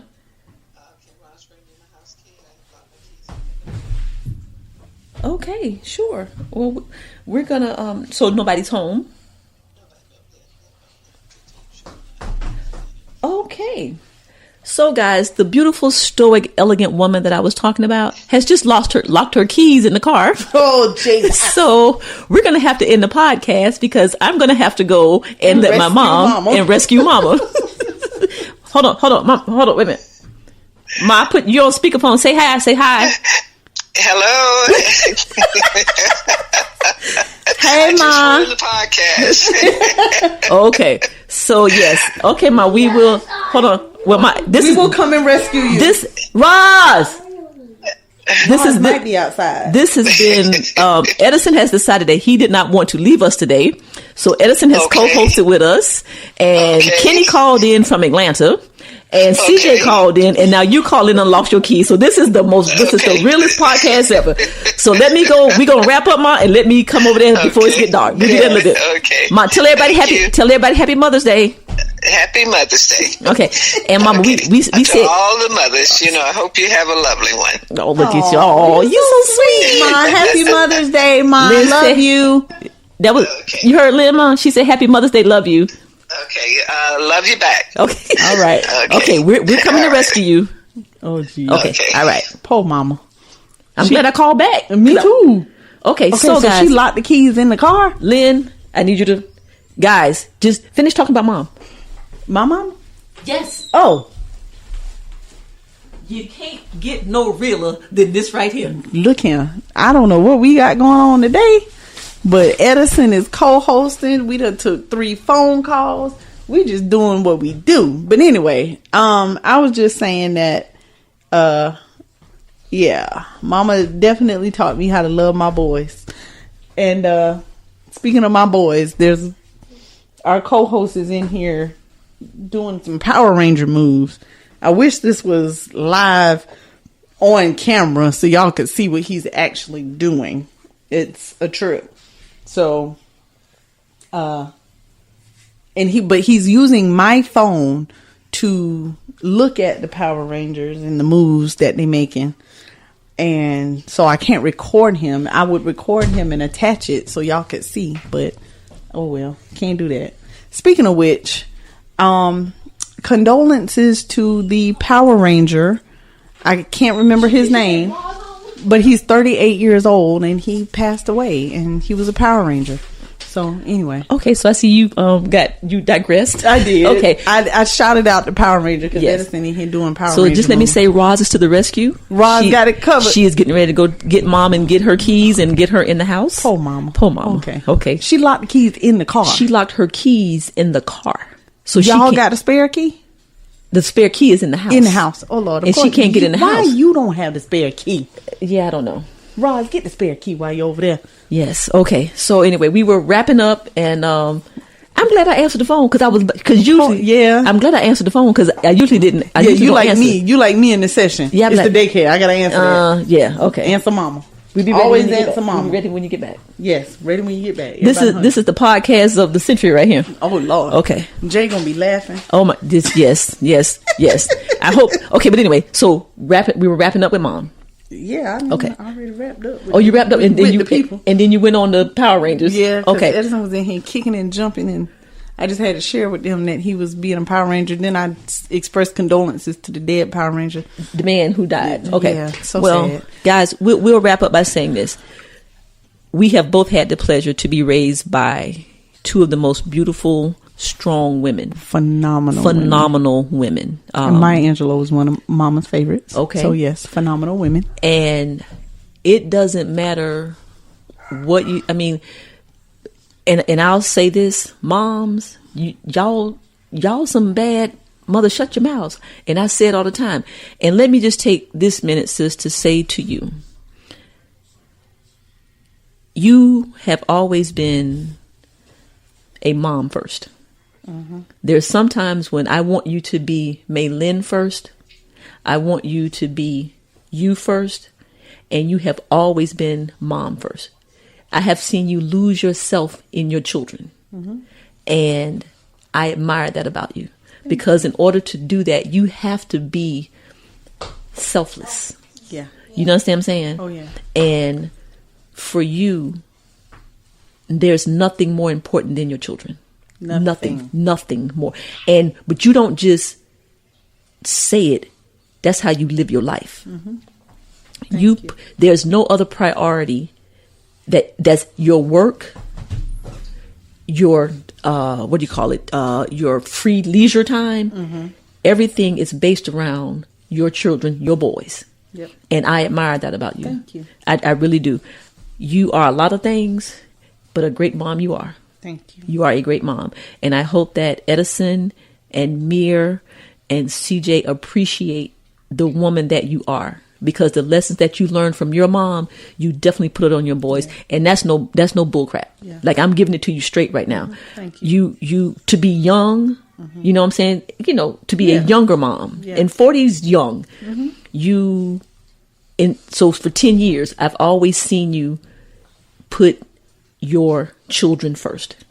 And I don't think they realize it now, but they will when they become older to see the sacrifices that you made. Mm-hmm. And it makes me love you as a person because it's genuine. Like, you don't give a damn. So if you got one piece of bread, me and Edison gonna get it, and you're gonna starve. Yep. You know what I'm saying?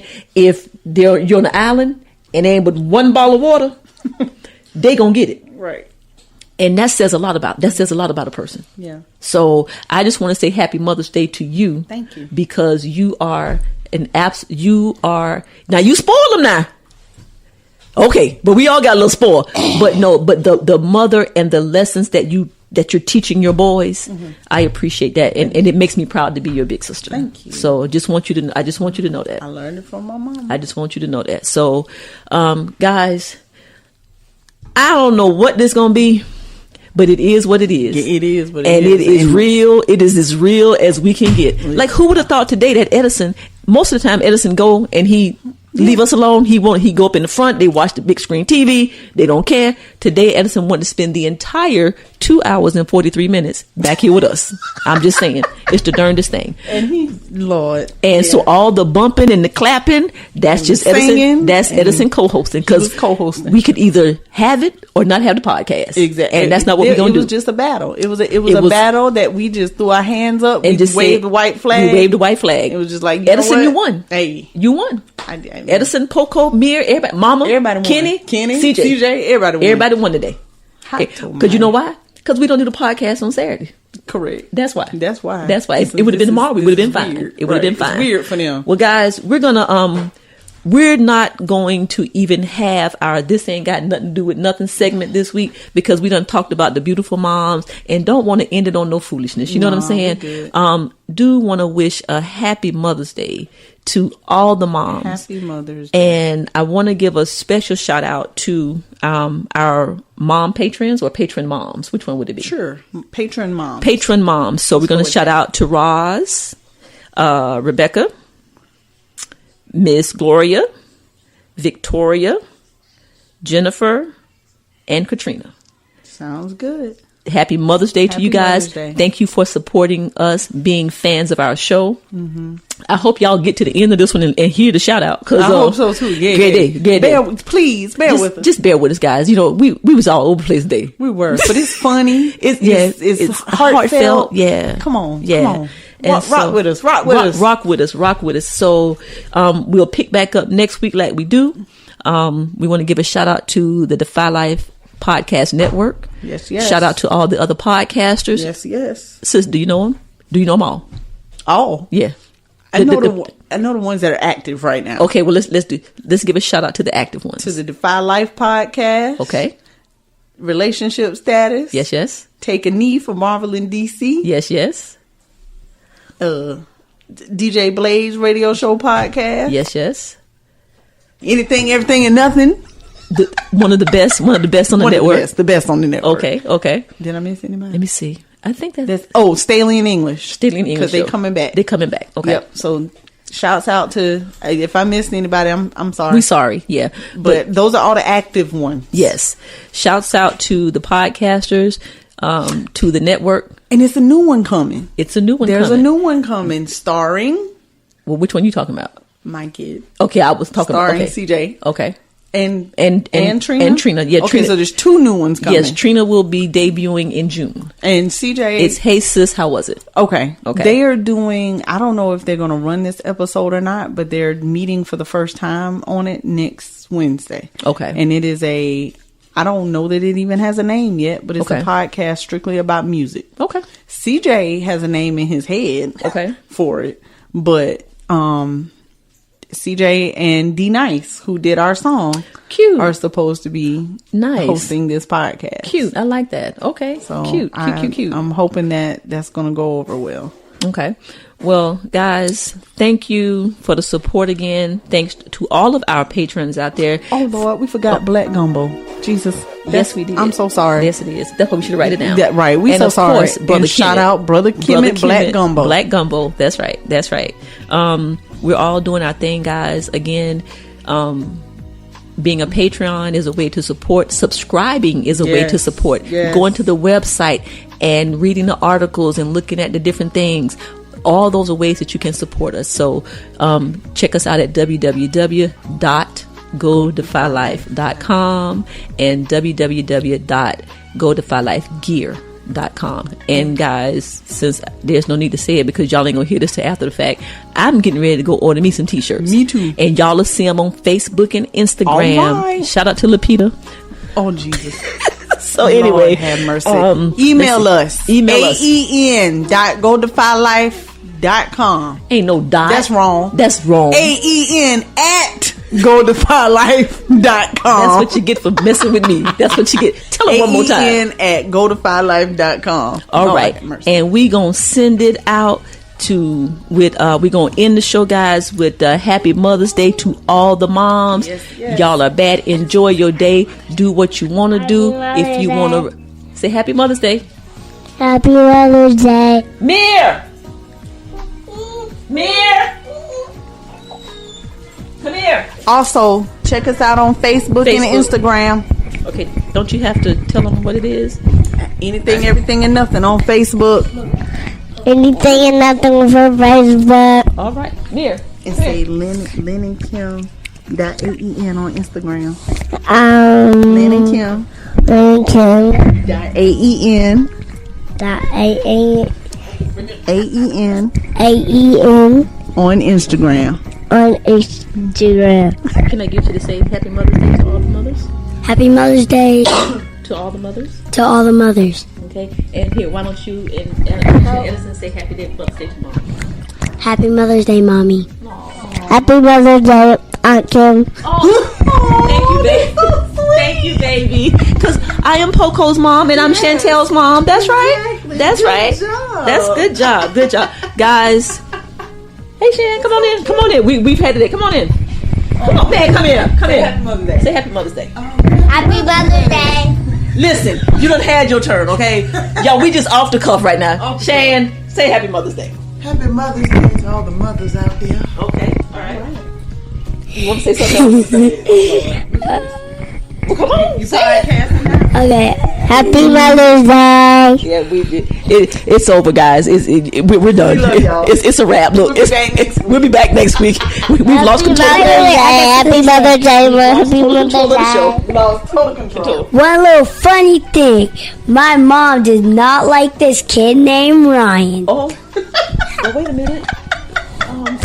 And she don't like him playing with toys.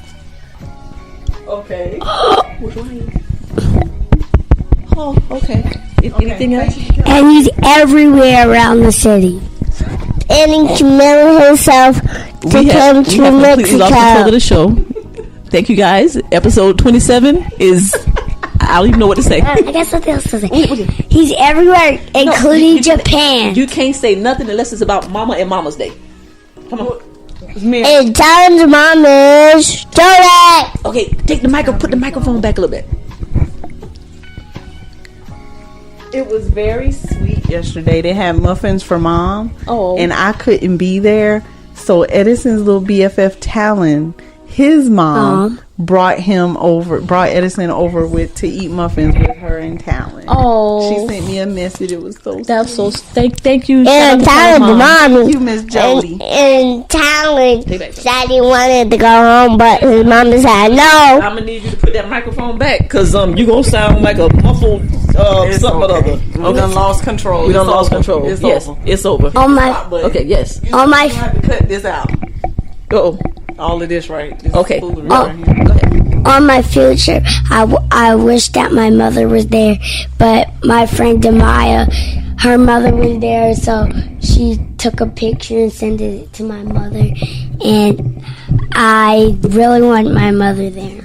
Oh, okay. Well, we'll make sure that Mom is there the next time. Okay, so guys, with all that being said, remember, if you're not defying life, then what are you doing? Oh my goodness! Alrighty. Go ahead. Happy pancake say. Really? Really? Okay. If you're not defying life, then what are you doing? I have something to say to the to the kids. All right. Well, we're just gonna just say it again. Go ahead. No, I'm gonna say. What's I your hope report? all you kids do lots of things for your mother tomorrow. Nice. Thank you. All right. I'm gonna say something. And remember, guys, if you're not defying life, then what are you doing? We're out. Later.